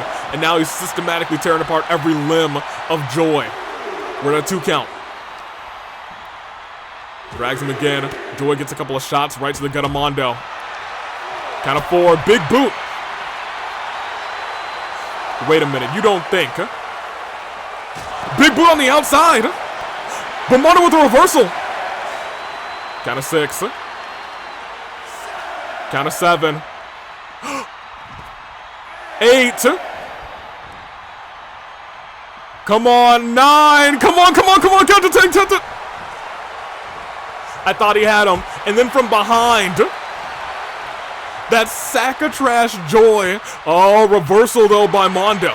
Mondo saying, all right, that's fine. Here. Splendid, you want him? Come get him. Even if they don't have any tag team work set up, he was just like, here, I'm gonna just throw you at him. That's Armando. Into the ropes. Ran into him. Turned him around. Oh, but look at that reversal. And a back elbow reversed by Joy. These two hate each other, despise each other, going for a cheeky pinfall almost. Instead, just rubs his foot on the face of Splendid. The disrespect. He should have respect for his brother. Respect for Splendid. Respect for God's perfect referee. What is this? Fall away slam. Splendid not feeling super great after that. Come on, Splendid. Come on, Splendid. You gotta get this reversal. You gotta get this reversal, my guy. Come on. Has him up. Drops him right on his dome. Mondo's gotta come in and help. And look at that. Joy is a man incensed. And he's looking to send him into the corner and make a tag. But he's not having it. He's rolling through. But he broke the ropes, but Akechi didn't realize it and gets a cheap shot on Splendid. And because of that, now nobody in the ring right now can come in and help unless a tag is made. Right now, it is really between the two brothers to settle this, as Splendid heads not to the bottom or middle or top rope. He's calling for him to get up. He's measuring, punt kicks his arm. Punt kicks his arm, goes underneath, goes over top, and kicks his leg. Just rude moves and makes a tag to Pi saying, all right, get him. We're at 1. Splendid immediately coming out to say, hey, we're outside the ring, not in the ring. 2, oh my gosh, into the steel barricade. Count of 3 already. Rolling senton at a count of 4.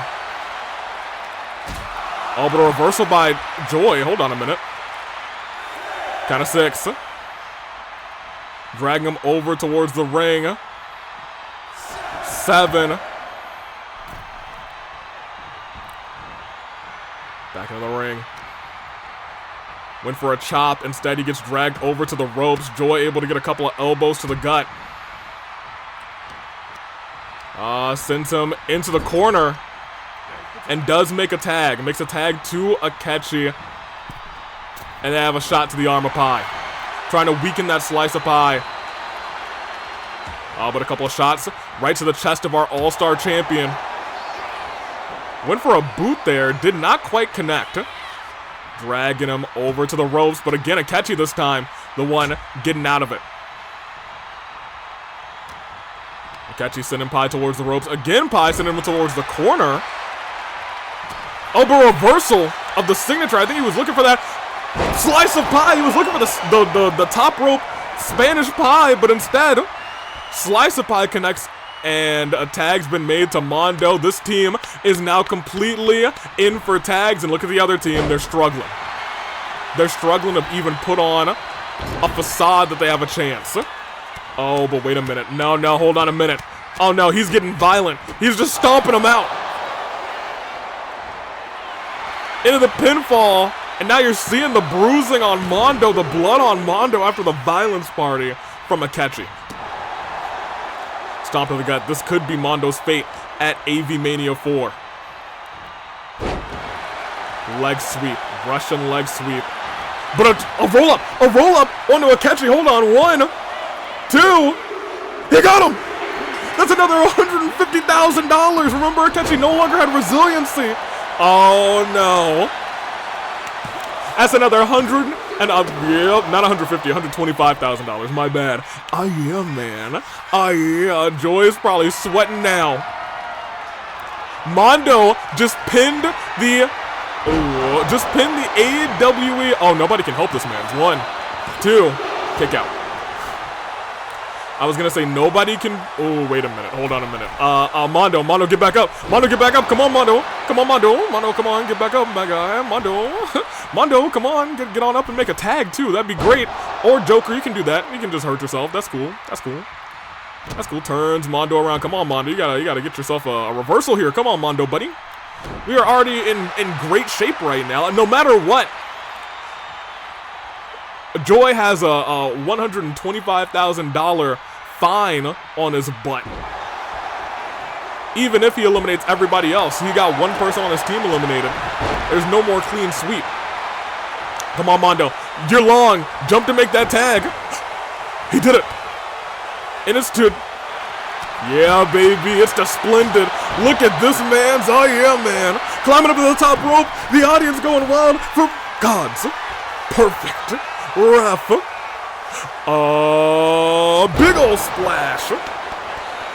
Into the pinfall. Joy can't come and help. 1, 2. Resiliency. No, not resiliency. Just kicked out. Just kicked out. Stomp to the arm.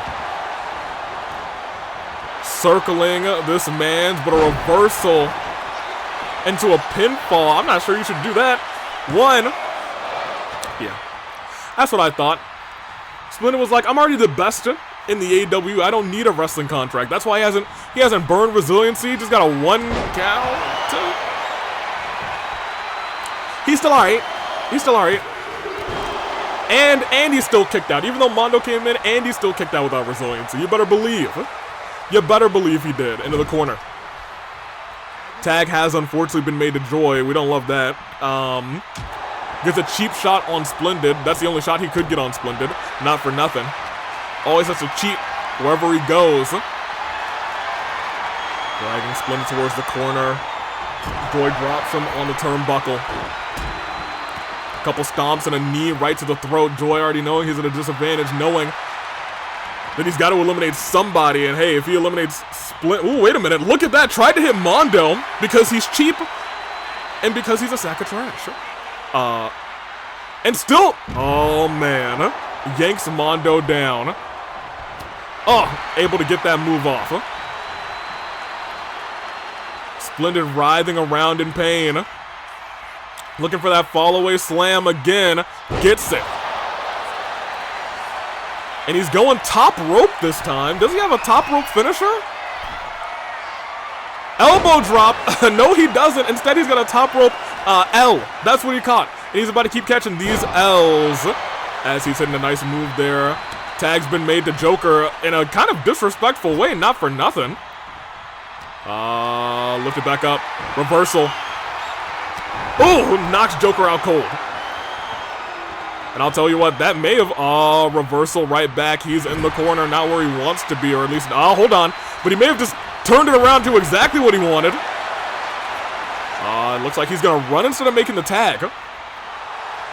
Saying, hey, you're not getting one over on me. Uppercut. Sends him flying. Rakes the back. And a kick right to the face. Splendid didn't need to make the tag.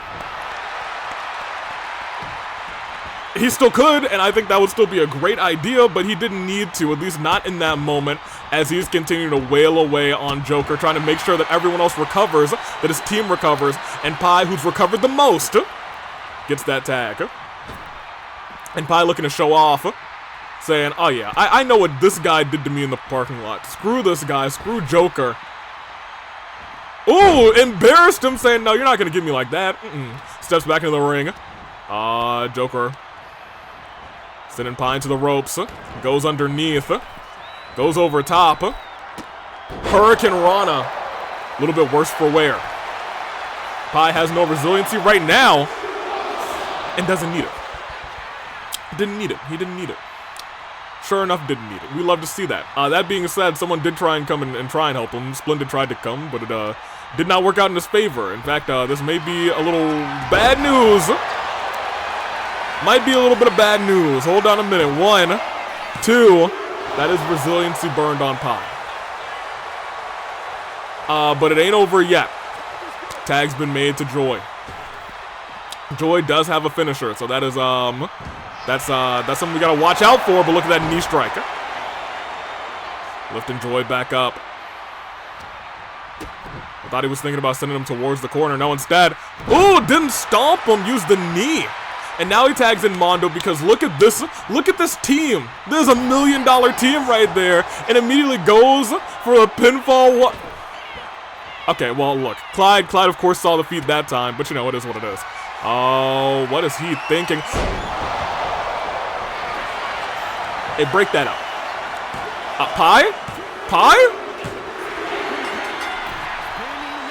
Okay, so things have evened out, and Joy may have just cut his bill by $250,000. Hey, but that's okay. That's okay. He can still even out to his old bill of $750,000. All this team needs to do is embarrass Joker and embarrass Joy, and it's free. It's free real estate. Tags are made back to Pi. Both going for running moves there. Pi off the ropes. Ooh, caught him with that moonsault. Both members of the championship match for the AW championship, the first two out. Tagsman made right back, and that was a smart move between those two, saying, hey, let's get that interference run back in order. Pushes him down to the ground. Kind of grinding his shoulder and his head into the mat. Into the pinfall on the Joker, who does not have resiliency right now. 1, 2. Thought he had him, huh? Thought he had him, huh? That would have been great too. That would have been great for everybody. Everyone would have been happy with that pinfall. But Joker not giving up. Phantom Thief, huh? Off the ropes, but Splendid rolls out of the way. Splendid saying, I'll go off the ropes too. And his move connects because he's just better.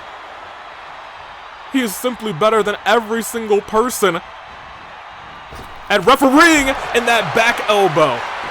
Joy forced to come in to help, but it's broken up. But I want to point out, Splendid now has two finishers, and look as he drags Joker to the center of the ring. It may spell the beginning of the end. For that fool rolls through, and he has got the knee. He is wrenching it back. Joker, I think, burned resiliency there. I believe he just burned resiliency. It was almost the end of the fight. It was almost the end of the match. Joker in a little bit of trouble now. Hold on. Stole the finisher. Returned fire. But Splendid. That was a move theft, and now we can see Joker did use resiliency there. Pi, you gotta get back into. Yeah, I was gonna say you gotta get back. Huh? Throwing him towards the corner. What is Splendid thinking here? Splendid's thinking he's gonna end Joker tonight, but Joker gets the leg up. Splendid back in control though. Into the ropes. Knee. Still taking out that knee. He knows that he got some good damage on that knee from that submission. Has him up in a seated position. Nasty low clothesline. Stomps on the arm. Joker trying to roll outside of the ring, but Splendid looking to follow him. Calls for him to get up. We're at a count of 1, but we're about to be at a count of... Oh, no! Pi, I think, incidentally got into the way. I think he kicked both competitors there. his partner and his opponent. DDT on the outside. Splendid stands right back up. Throws Joker into the steel steps. Joker with a reversal though. And now it's Splendid going into the steps. Count of 6. Wait a minute. Is Joker looking to win this thing by count out? He might not, because look at that! A reversal at the last second! Yes! No! He broke the count, he would have won! Splendid, why? Because he's not a dastardly heel like so many people assume him to be. He is a good gentleman and wants to win this by the book and make sure $750,000 comes to the AWE from Joy the right way. Certainly that's why. Certainly. Yes. Of course. Nothing else would make sense. Splendid, a good guy, a perfect wrestler, and a perfect referee.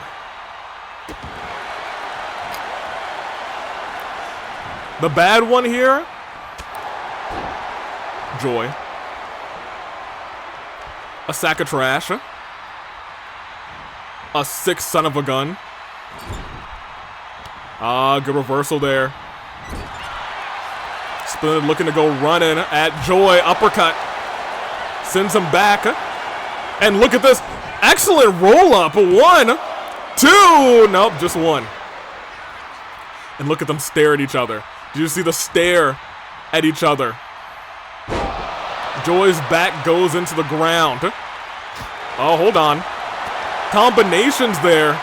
Elbow to the face. And he's looking to put him away. Gets him down.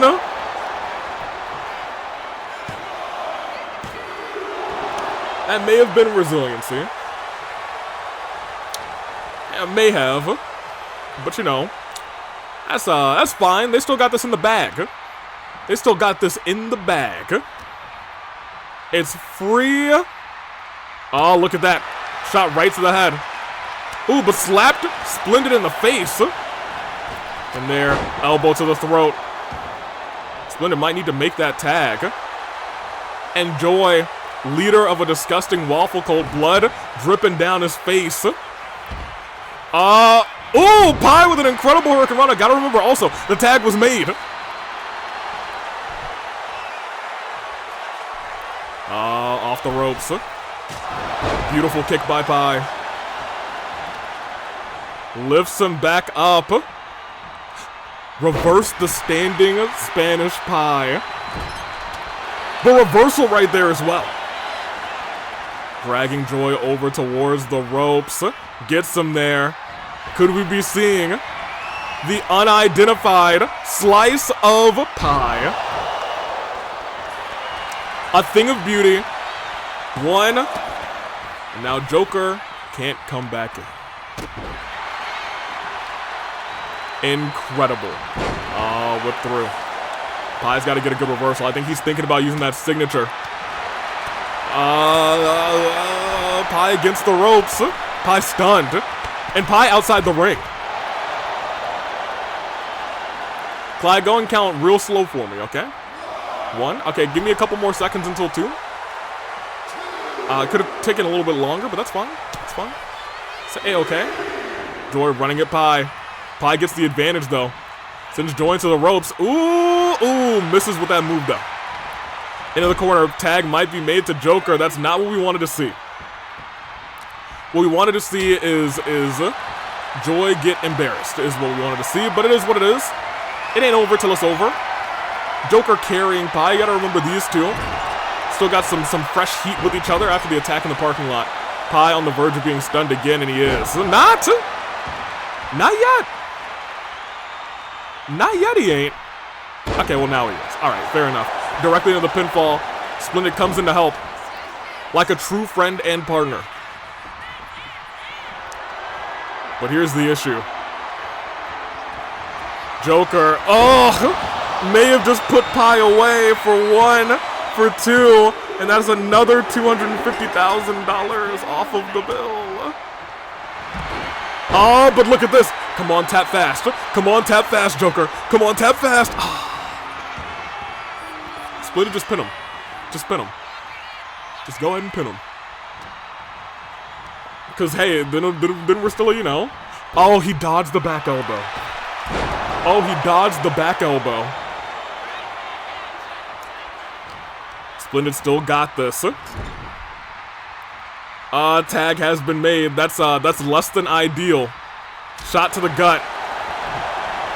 Roll up. Wait a minute. Hold on. His hand's under the rope. His hand's under the rope. Okay, hold on a minute. Hold on a second. I call foul. And that's exactly what I'm talking about. Even Clyde, prone to making mistakes. And that's why we need Splendid in this thing as a referee.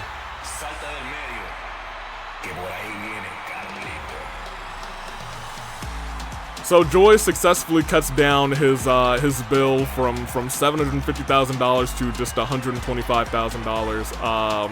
We're gonna skip through all of this. We don't want to see him. Take me to the next match.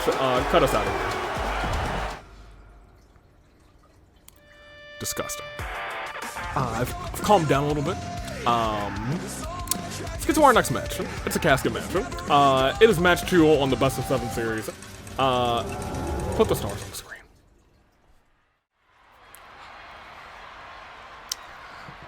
First of all, luckily there's no referee in this match. Because Splendid's hand was under that rope. And for anyone who now says, Clyde, better referee, perfect referee, I think we all now know who the best referee in the entire AEW is, and it is undoubtedly, certainly, Splendid. 1,000,000%. That being said, Arrow's coming down to the ring. Arrow in a best of 7 series has picked up a victory over Moko this past Friday. Looks to get the job done again tonight in a casket match. Little scary, I suppose. But hey, Arrow's been through worse, I think. Ambulance, I think, is a little bit worse than casket. You can get tossed off the ambulance. You can, what else? You can get, I guess, I don't know, tossed on the ambulance. Slammed onto the ambulance. I guess you can get slammed on the casket, too. Thrown off the ambulance, that kind of sucks. For real. Anywho, I digress. Arrow's certainly ready for match 2. And they know who they're up against. At the very least, they know that. And here's the thing, Moko has lost to Arrow, has been bested by Arrow now on 3 different occasions. Only one time in this best of 7 series. But that WOW champion, Moko Mojiro, comes down to the ring. Arrow could have pinned or submitted Moko in the steel cage, but instead decided to climb out instead. Climbed out of the cage to get the victory. Moko saying, drats, and now knows that the same thing could happen tonight. Moko might lose this by getting shoved into a casket. Luckily, these two have most of the week to get themselves back together. But in best of 7, Moko looks to finally get one on Arrow. Arrow, who has done everything in their power to essentially beat Moko, but not pin Moko clean. There have been no clean pins on Moko Mojiro between Arrow and Moko, and it's not going to change tonight because Jessica and that other guy are bringing down the casket. Submissions, disqualifications, or countouts. The only way to win is for a superstar to force their opponent inside of the casket. After closing the casket lid shut, the remaining superstar will be declared the winner. Thank you, sir. Now, let the match begin. Well, I feel like you shouldn't say that while you're in the thing. You should probably leave the ring before that happens. So, Arrow focused up. Moko. This is kind of do or die for Moko. Moko said, if you can come up with at least a 3-on-3, or if you're beating me in the best of 7 before Avi-Mania. On that Friday before Avi-Mania, Moko says that that WOW championship will be on the line at Avi-Mania. Arrow already has 1 up on Moko, just needs a couple more victories. Oh my gosh! We talked about Moko being a little bit more upset, likely a little bit more aggressive after Arrow picking up 2 victories, neither truly decisive on Moko. Oh. And we saw it with that, just throwing Arrow over the top rope onto the closed casket. And now, measured strikes, no Arrow able to get out of it.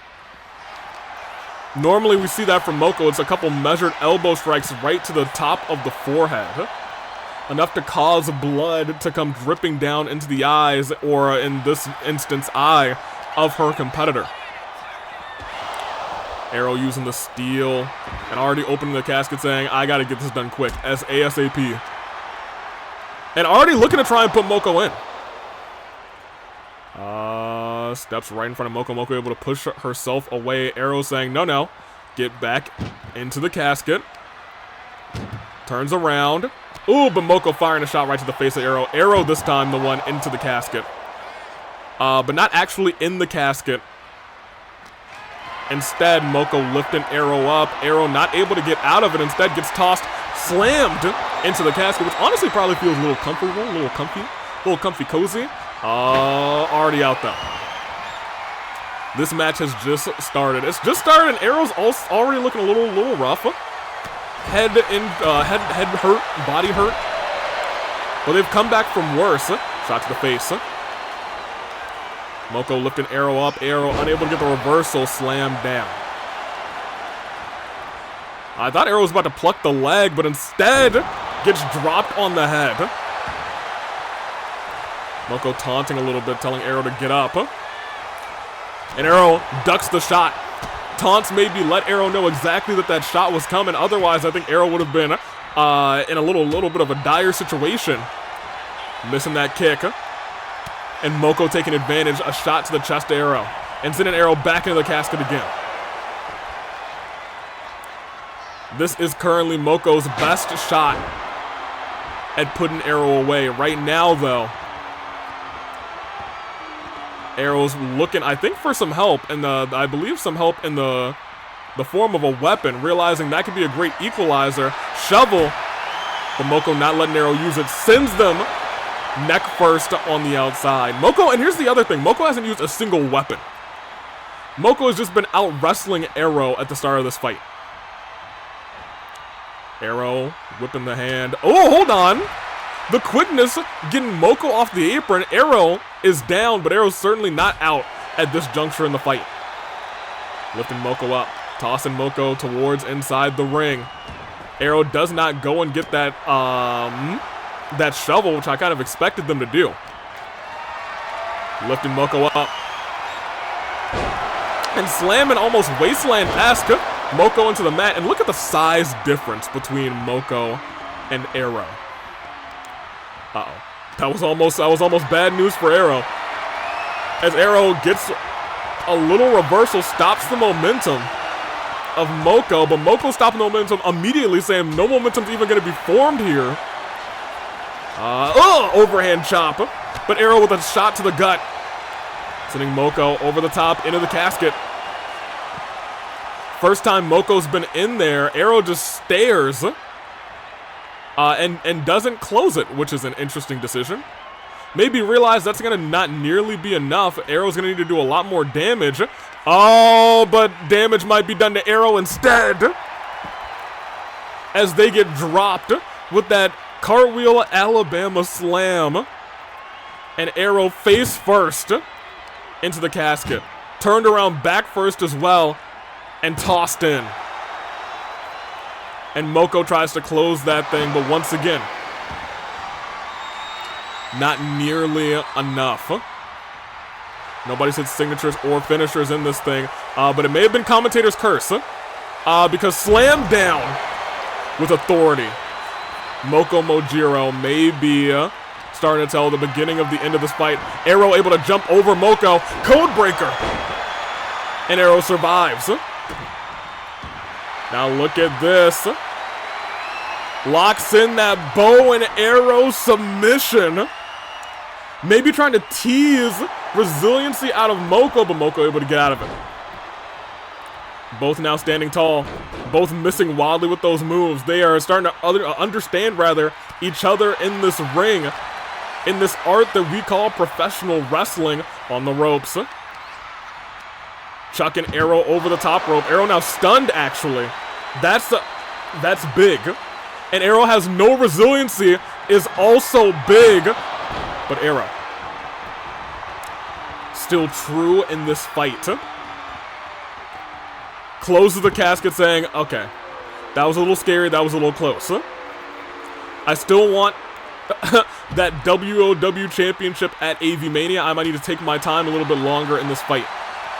Tossing Moko, using the casket against Moko. Lifting Moko right back up. Now, trying to stick Moko back into that casket. Stepping in. Putting Moko in again. And shutting it. Not even close, at least not yet. Moko rolling back into the ring. Arrow, I think, sees the shovel on the ground. No, doesn't even go for the shovel. Goes for another weapon. Didn't work out well last time. This time, doesn't get any of it again. Overhanded chop. Couple shots on the outside. Oh, grabs the... Oh, no! Grabs the arm for that suplex. Moko also expending so much energy with that move. Doing whatever it takes, pulling out every move in the wheelhouse. And even using the stairs to her advantage. But Arrow gets a shot. Takes Moko. Sends her away from the casket. I was gonna say I was looking for a wheelbarrow bulldog, but instead Moko grabs the leg. And Arrow's forced to lay there wondering to themselves, how am I gonna win this thing? Shades of Sakura Ogami, kendo stick. And you gotta imagine that's probably going through the mind of Arrow. Dang, I should have got that weapon. I know that weapon more than most. Moko, oh no, Moko all the way in the heavens, calling for a stunned Arrow to get up. Arrow no longer stunned, has a chance to reverse, but instead gets a fist full of Moko to the face. 5 fingers to the face. And lifted right back up. Tossed in the ring, not tossed into the ring. Now we have seen comebacks in matches, in fact, casket matches before. Akechi was getting served by Uncle Iroh when a casket match, was able to win the AWE All-Star Championship at the end of it. Oh my gosh. We talked about that kendo stick before. Arrow busting it over Moko, but Moko may be sending Arrow on a trip again. Bam! Moko's got 3 finishers if she decides to use them, and a stunned Arrow may be in some dire straits because there's no reversing this one.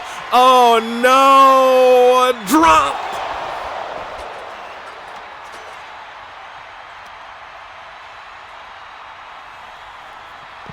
Moko calls that the true ending. And is now taking Arrow towards the casket. You gotta imagine, this is only match 2 between these two. And this is as aggressive a Moko as we've ever seen. Lifted right back up. Moko still has 2 finishers as well. 2 additional finishers. Moko, you gotta stop this thing. Moko, you gotta stop this thing. This is enough. Oh my gosh, twice into the steps.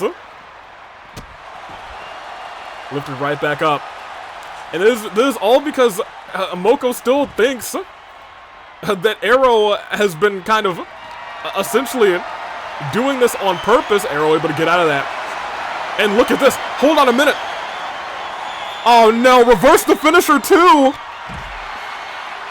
Yo, Arrow might be cooked in this casket match. I was gonna say Moko, oh no. No, Arrow can't reverse it again. No.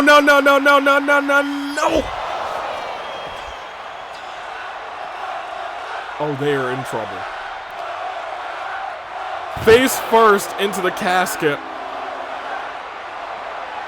And again, wait, Arrow able to block. I don't know how Arrow has any sense in their skull right now. But I digress, lifting right back up. Dragged, not over to the casket, reversed. And I want to point out the casket ain't even open. Arrow rolls through. Sends Moko back into the ring. Which admittedly not a bad idea at this point. But Moko gets rocked with that chair, but oh, the code breaker afterwards. Arrow's got life. Arrow's got life. Moko is stunned. There's nothing Moko can do. And this time, that move connects. If it were a standard match, it would have gone into a pinfall, and it could have been the beginning of the end, but instead, Arrow's got Moko laid out for the first time in what feels like a long time in this matchup. Arrow, who's been brutalized, tossed into stairs over and over again, dropped on their head over and over again. Ugh! Oh my gosh, I think that was on the steps. I think that was, not on the steps rather, on the chair that's right there. Did you hear it? Goodness gracious. Moko with the reversal. No. No. Okay. No, it's still bad actually. Ugh! Alright, that's 3 times Arrow has been dropped on their head and neck. And again into the steps. We talked about this before. Moko is furious. Moko's furious. Moko's angry. And I don't think we ever got to finish that thought. Because Moko thinks that Arrow's been doing this on purpose to goad Moko. To essentially say, good luck, newbie. And just make fun of Moko. Moko took that to heart. And challenged Arrow to a best-of-7 series. Oh, no. Tossed back towards the casket. Oh, my gosh. Ugh.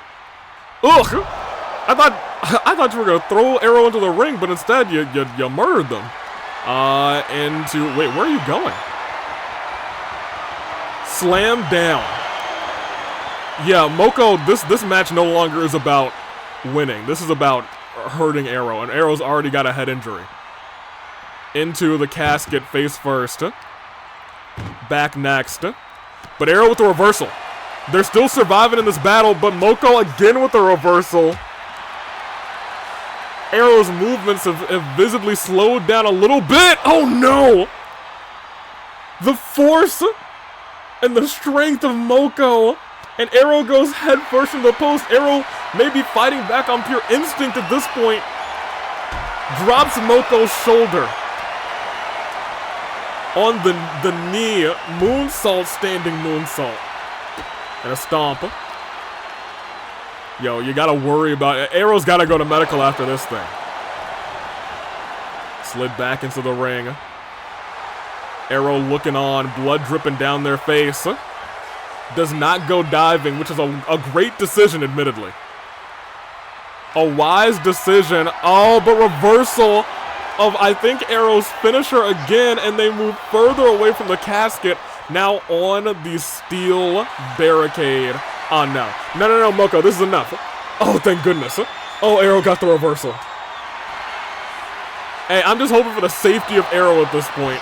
But I'll tell you what, Arrow is fighting back. Arrow too tired to take any advantage after that, but Arrow is still fighting back. Arrow slowly gets up to a knee, slowly back up to their feet, and has to take it to Moko right afterwards. Calling for the finisher. If Arrow can hit this, things may even up just a little bit. Knocked it. Yo, Moko's not stunned. That's kind of crazy. That is kind of crazy. Arrow realizing, I think checking to see at the very least if the casket is open. Oh, but a reversal. Oh no, not this post too. Yo, we're going to have to change all the posts before the main event. And another kendo stick. Arrow rolls out of the way, using their entire body to try and take Moko down. We talk about Moko madness, this is what we're talking about. Goodness gracious. Yanked back down. Knee strike, though. Arrow goes flying to the ground. Turned around. And we've seen this earlier on in this fight. Arrow's in dire shape. A dire condition. Dire docs. Dragged over, hopefully towards the ring. Yeah, this might be the beginning of the end. Yep, Moko's calling for it, saying no more. Steps into the ring. Lifts Arrow up. Arrow dodges that. Drags Moko to the casket instead. Hold on a minute. Oh no, I was going to say Moko does not have resiliency built up. Arrow might have been able to steal this fight. But instead, jumps over. Jumps over Moko. But Moko jumps right over as well and hits a reverse DDT. And Arrow's now stunned. Arrow's got to roll out of the ring. Oh no, no, not the head again, not the head again. Moko, no.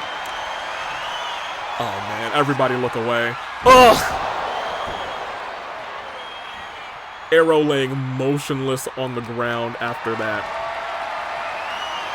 Moko tossing Arrow and kicking Arrow right into the casket. And after everything Arrow's been through, that thing is all open. Arrow still lives. There is still breath in the lungs of Arrow. But maybe not for long. Maybe not for long. It may have just been, a formality. Because Moko says, I don't want to hurt you anymore. I've already proved my point. And Moko gets the first win in this best of 7 series after pretty much killing Arrow in this fight. To start this thing, Moko said, this is how much business I mean. In what was admittedly kind of a scary battle. Admittedly kind of scary, especially for Arrow. We're gonna get Arrow's head checked out after tonight because, oh man, oh man, was that something? Goodness gracious. Lifted up and tossed. We see everything that happened in this fight. It was back and forth at the start, and then after the first final ending, in the second and the third and the fourth, Arrow started to slow down. And you gotta worry, if this was just fight 2, is Arrow even gonna make it to Avi-Mania? Arrow might have to take all the shortcuts they can. This is no longer, after this second match, and seeing that Moko means business, especially with moves like this, I had to look away from this when this happened, this late in the match.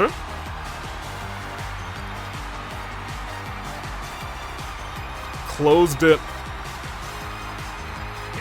And Moko took the victory.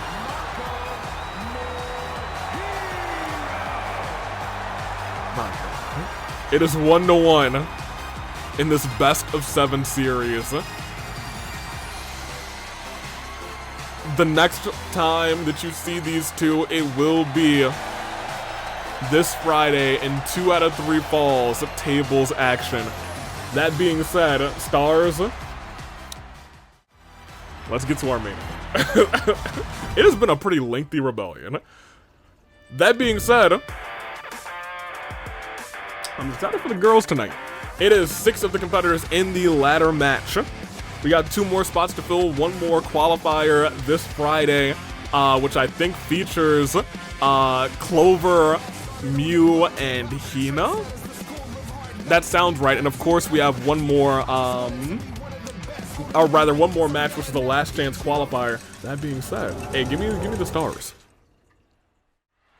because we can talk about that all we want, but at the end of the day, this is about these ladies who are main eventing Rebellion. Yeah, Rebellion might start a little early this time.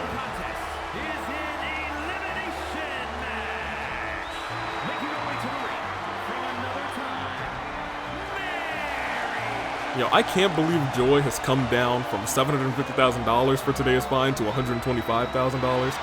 You hate to see that. I certainly do. That being said, that was Clyde's fault. Splendid's hand was certainly right underneath the rope. But you know what? That's just more proof. That's just more proof that the referees need Splendid. They need him. I'm sure he will be refereeing more matches to come. Man. You hate to see it. That being said, Merrin, let's talk about the incredible qualifiers she had. It was her, Chie, and Kizzy who put on a show-stopping performance. By the end, it took one coolest, no, I think it was actually the even cooler kick in town that put away Kizzy. Incredible sequences in that matchup, but most notably, Merrin picked up the win. And she was the most determined because the current champion is her former tag team partner that has gone down a dark, dark path and that she wishes to save no matter what. Tonight, they're in the ring against each other, I believe, for the first time ever? There was a chance it could have happened at the Royal Crown tournament this year, but instead, they didn't quite make it that far. This, I think, may be the first time ever that they're against each other in a match. It's not 1v1. It is a 6-person elimination match. Neo has been a rising star this year. And with Umbrella in her hand, she looks to take her career to the next level at Avi-Mania. This will be her first Avi-Mania. I don't think it's her first Avi-Mania employed with the company, but it's the first time that she is appearing at Avi-Mania. So, hey, if you told me back in January that Neo was gonna be one of the hottest stars in the business, I would have been like, okay, maybe I could see it. But if you told me, like, I guess at the end of May, I'd be like, okay, yeah. Now, after what happened in May, April and May, I could see it.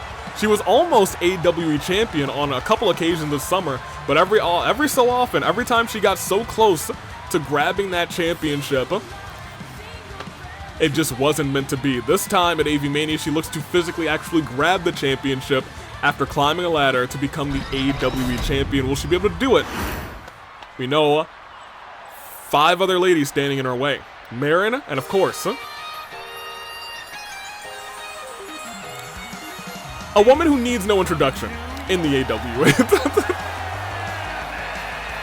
Earlier this summer, she qualified for the ladder match, and do you know how she did that? She had one of the greatest showings of all time in her career. They just appeared and disappeared, but I digress. In her career against the Raiden Shogun, we all thought that it was over and the Raiden Shogun was going to be the one in this match instead of her. However, in one of the craziest kickouts at 2.99 we've ever seen, with no resiliency, she made herself a certified star. If you had doubts about her before, those doubts were extinguished, because I think she might have even rolled the Raiden Shogun up. I think she might have outsmarted. No, I think she actually hit the Pokebomb, now that I'm thinking about it. She went crazy. She went wild. She is Nemona, and she's looking for that AW championship. Not her first time in the ladder match, but she's up against the woman who lasted the longest. That's right, the woman who lasted the longest in the Rumble this year. Kiku Sera from the OC division earned a spot at the OC Rumble in November, and then lasted the longest in the actual Fight Before Christmas Rumble in December. That's how important it is to get your OCs recognized and just be notable. Because I don't think she was actually entered that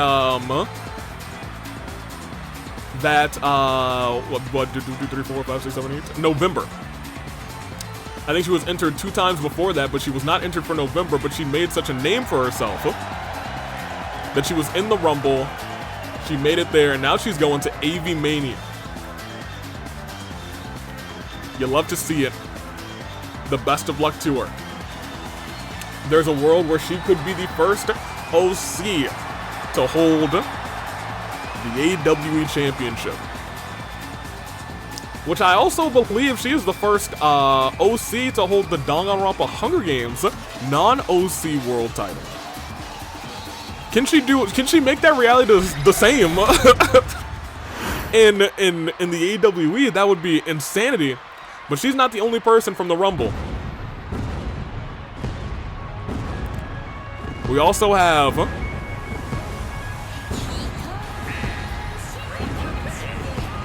Sayaka freaking Maizono.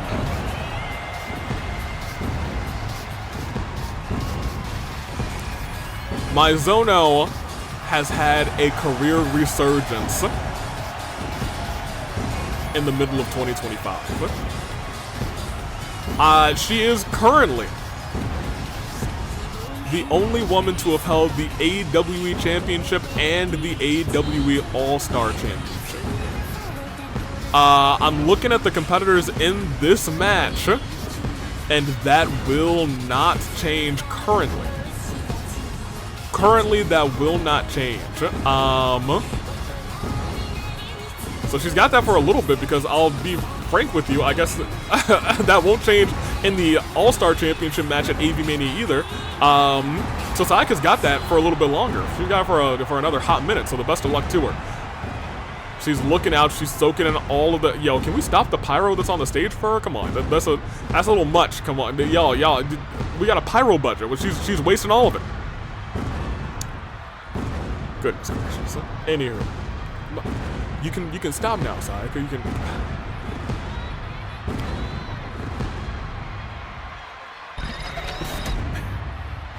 We would have had more of a pyro budget if we were able to continue to sink money out of joy. Anywho,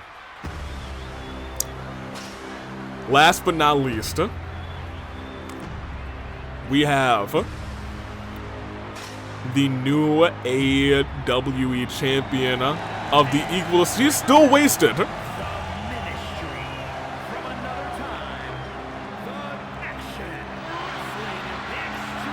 She's still drinking.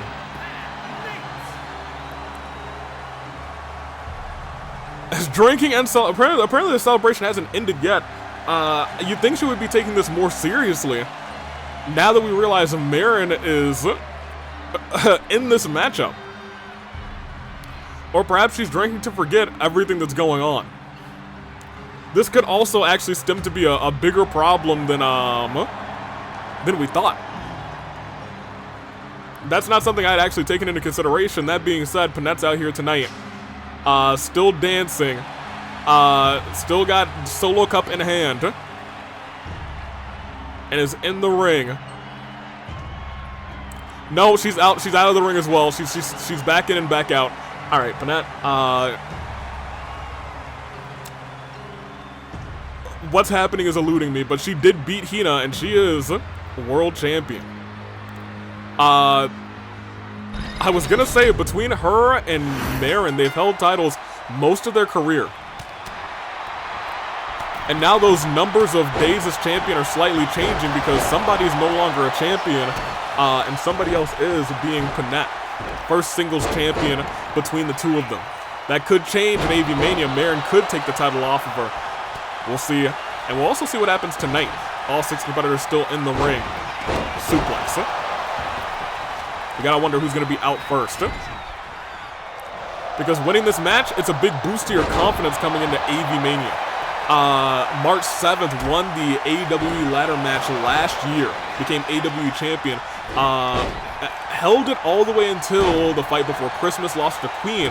But then on her birthday, won the Fight Forever championship. And arguably, a much better reign with that championship. She's been able to showcase everything she can do in all sorts of match types. And is the longest, and likely will be for a long time, the longest reigning Fight Forever champion. She'll be defending it one-on-one at Avi-Mania against the... Is that a giant lollipop? Am I drunk now? Oh my gosh, right to... Oh, actually, okay, so hold on. This is all happening, right? Whatever. We also have to point out, Panette doesn't just have beef with Merrin. Panette's got old beef with Neo, too. Called Neo out in a big promo where she essentially turned heel on everyone, the audience, and Neo, saying, this is just your flavor of the month, but it's not just a flavor of the month anymore. Sayaka Maizono getting rolled through, everybody outside of the ring now. Nemona sent to the outside. Oh, look at this. Panette stepping back in. Oh my gosh, onto the handle of this candy cane. Kiku hopping. No, not hopping in.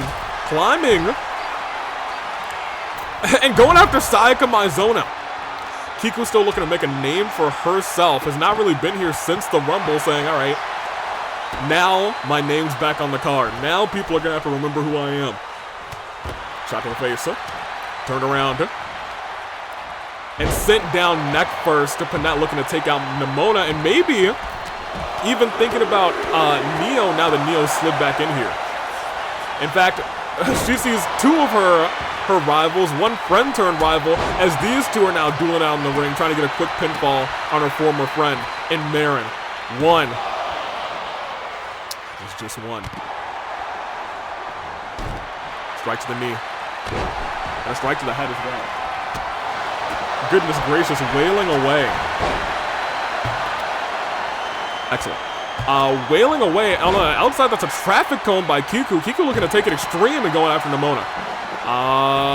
Panette rolls back in. Neo going after Panette. Merrin also kind of going after Panette, but going after Neo as well, saying, look, we might have goals aligned right now, but this is about Avi-Mania. Drops Neo on the ropes. Kiku getting sent. Concussion claws. And kicked up out of it. Off the ropes, takes out Merrin. Sayaka looking to take out Panette. Instead gets caught by Nemona. Nemona got embarrassed by Sayaka not too long ago at a Rebellion, as they were the only two of the three people already announced for that ladder match. It was just after Nemona qualified and got embarrassed, but look at this. Wyvern sleeper locked in on Kiku, who might have to burn resiliency early in this fight. No. Couple shots, able to save herself. And look at that. Merrin could have attacked Kiku, but stopped and looked the other way and said, no, I'm after Panette. Neo steps back in the ring, also sees Panette, saying, all right, fair enough, but look at this. Combinations, 2 count, no resiliency. 2 count, no resiliency. But the longer this match goes on, super kick into a German suplex on the Panette. And a big old slam by Neo. And Neo gets taken down by Kiku. Kiku the only one standing up in this competition right here, right now. Panette. I was going to say, I think Kiku just trying to make a name for herself. If Kiku's able to pin the AEW champion, you got to imagine that's going to be great for Kiku's stock. That being said, she's still in there with one of the, or two, I guess, of the very best in terms of Merrin calling for it. Looking for potentially that coolest kick in. No, she's not. No, she's not, because Nemona is out here swinging her. Sayaka. Oh, no. Yo, what's up with all the pile drivers tonight? We don't see a bunch of pile drivers in the AWE, but tonight has just been crazy. Maybe it's because Moko did like 8 of them on the arrow, whose neck is probably being held together by some Legos right now, but I digress. Going for that suplex, double team suplex on a Merrin. And look at this, Neo neckbreaker onto Nemona.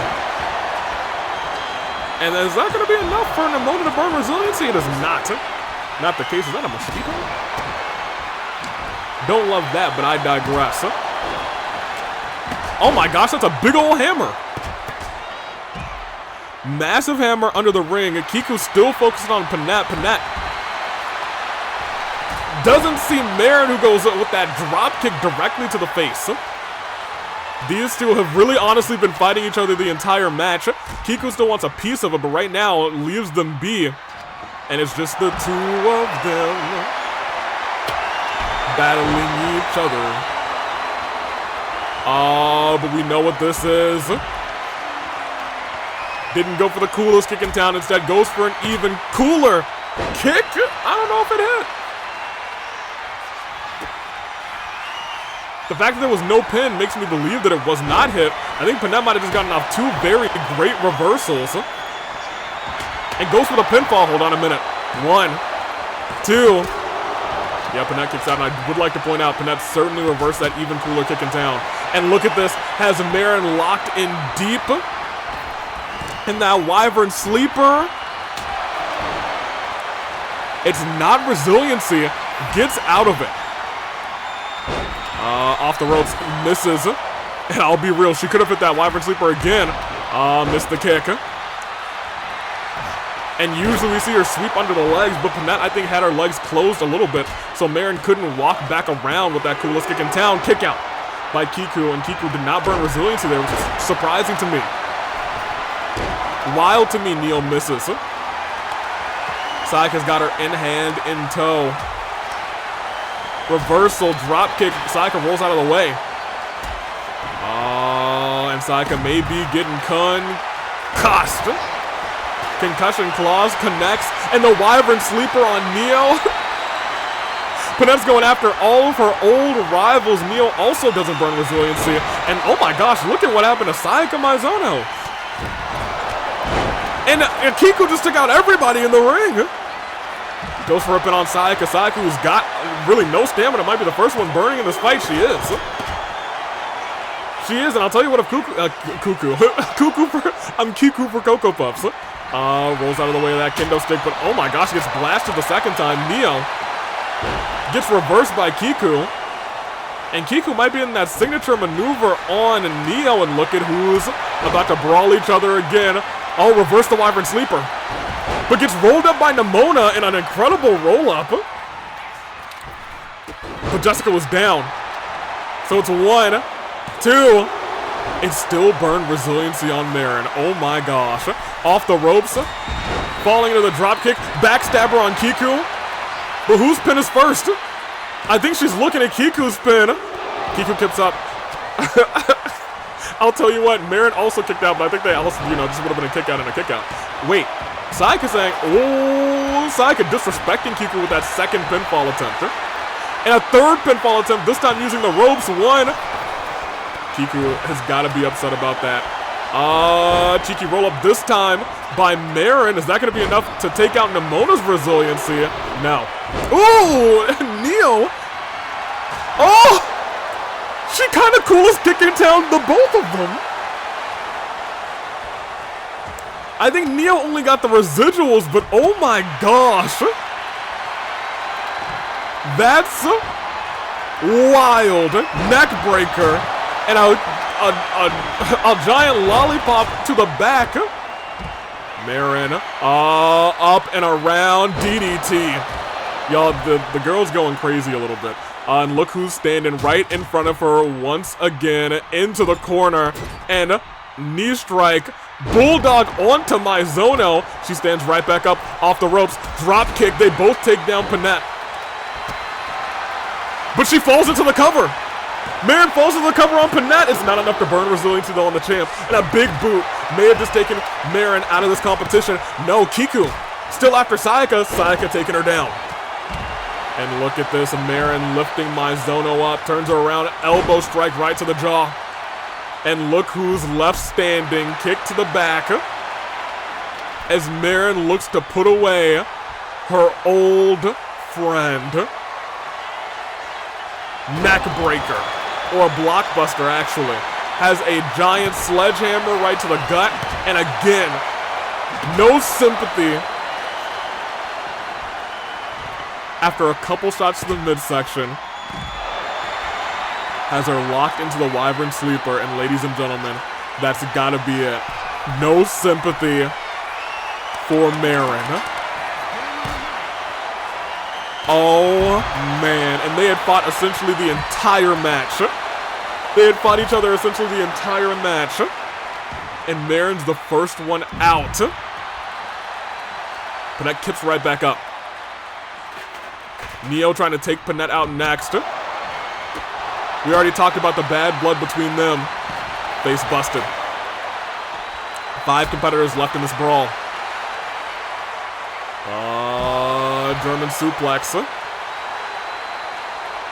Neo, I think, just kind of taking a leisurely stroll around the ring.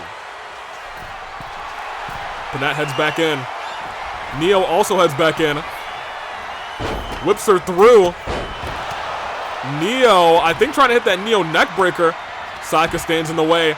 And look at that. Panette gets in control of it instead. And look at this, into the ropes. Sends Sayaka flying. Kicks her right in the jaw. I want to say not too many. Ooh, that was an incidental tag team maneuver between the two of them. Face buster. Now hold on a minute. Yeah, I was going to say 3 people still have resiliency. The champion, Panette, Neo, and Nemona. Kiku and Sayaka both missing that resiliency. I was going to say resiliency was about to be burned between those competitors. In just a moment, oh, Kiku was almost in trouble there. Sayaka taken down by Nemona. We talked about those two having bad blood, saying, I got a whole lot left. Oh, hold on. Kiku for 1, Kiku for 2. Does burn resiliency on the champ. Champ just had resiliency burn, but look at that. That actually might be enough. Kiku has been through so much in this battle. 1, 2, and no, it ain't it. Nah, that ain't it. And look at where Panette's looking, saying, you took your eyes off of me for 1 second, and now you're going to pay for it. Ooh, I see that mosquito. I'm gonna have to get him. Anywho, dropped Nemona. But look at that, Sayaka just going after Kiku. And goes for the pinfall afterwards, saying, yeah, no, this one's mine. And Nemona has no resiliency, kicks out. Oh no. Oh man, Neo's locked in deep into that submission. Locked in deep, not using resiliency. From behind. Sayaka, I think, was thinking about that backstabber. And had one ready, but did not use it. Neo neckbreaker lands. That's 1. That's 2. That's 3. Kiku, Sera out of this one. Great showing, and oh my gosh, a big boot. Oh man. Maizono may be the next one out. No, reversal. Sweeps her down and into a Boston Crab right afterwards. Neo doesn't have resiliency anymore, but able to get Sayaka down again. Going after Nemona, which was an interesting shout. I guess Nemona does still have resiliency in this thing. Panette and Sayaka don't. They're the two who don't. Oh, she was going for that Pokeball. She was going for that Pokeball, but instead says, I'm just going to beat everybody up, as I should have all along. Lifts her right back up, and we may be seeing... No, Neo reverses the concussion clause. Tries to turn Panette around off the ropes. Flying with that punch, takes out Sayaka in the process.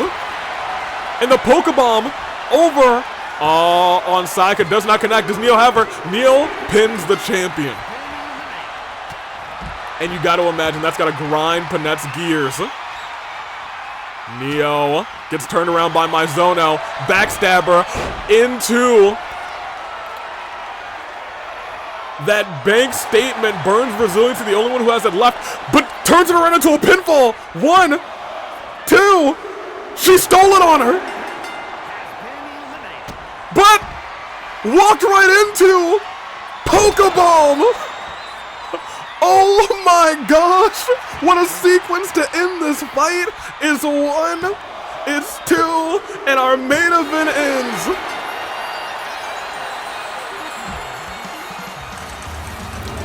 With Nemona on top. Found her, y'all. All the talent in this match. You know good and well this ladder match might go crazy unless everyone's so distracted with their talent and somebody's just like, well, I'm just gonna climb real quick. That could happen. But as of right now, we are enjoying a treat. Ladies and gentlemen, a mad brawl between everyone in this fight has proved to be a show-stopping performance. And here, this Neo neck breaker into the pinfall. And I was gonna say this is the beginning of the end. The reversal here from Sayaka was enough to get her the bank statement, but reversed it into a pinfall afterwards after burning resiliency, put her down, but she walked right into that Pokebomb for 1, 2, 3. Nemona wins this one, actually keeping her resiliency in this fight as well. Busted open, but still excited, saying, yeah, come on, let's do this. Could that be your next AWE champion? A lot of people say it's overdue. But tonight, she's proven that she's got it. As our night ends, we won't dilly-dally too much because it's been a long show. Nemona takes the big W. Moko murders Arrow. We don't want to talk about this. Gwen, well, let's talk about it. Joy sucks. And this match shouldn't have ended like it ended because there should have been a rope break. I digress. Gwen got her vengeance. Zuko and Gin had a fantastic fight. Team Rocket tried to use Pokemon to cheat, but instead, the medics came up clutch and took the W. And of course, we saw what happened with Amon earlier tonight when an Avi-Mania match was made. Don't know how I feel about it, but I will say, Neo injured, Arrow injured, Futaba injured, showing of respect between Gin and Zuko, you love to see it, and Jesse injured. That is all of our news for tonight. That is our show for Rebellion. So, until next time, give me the stars. Until next time, this has been a long edition of Rebellion. We had a long night, but honestly some pretty good matches, some pretty good moments. Until then, remember this Friday is the official marriage of Norphelia. You're gonna wanna be there or be square. I'm excited. I hope you guys are too. It'll be a beautiful ceremony. Until then, I'm taking off. Toodaloo Flight Crew. See you for Inferno, and thank you for watching.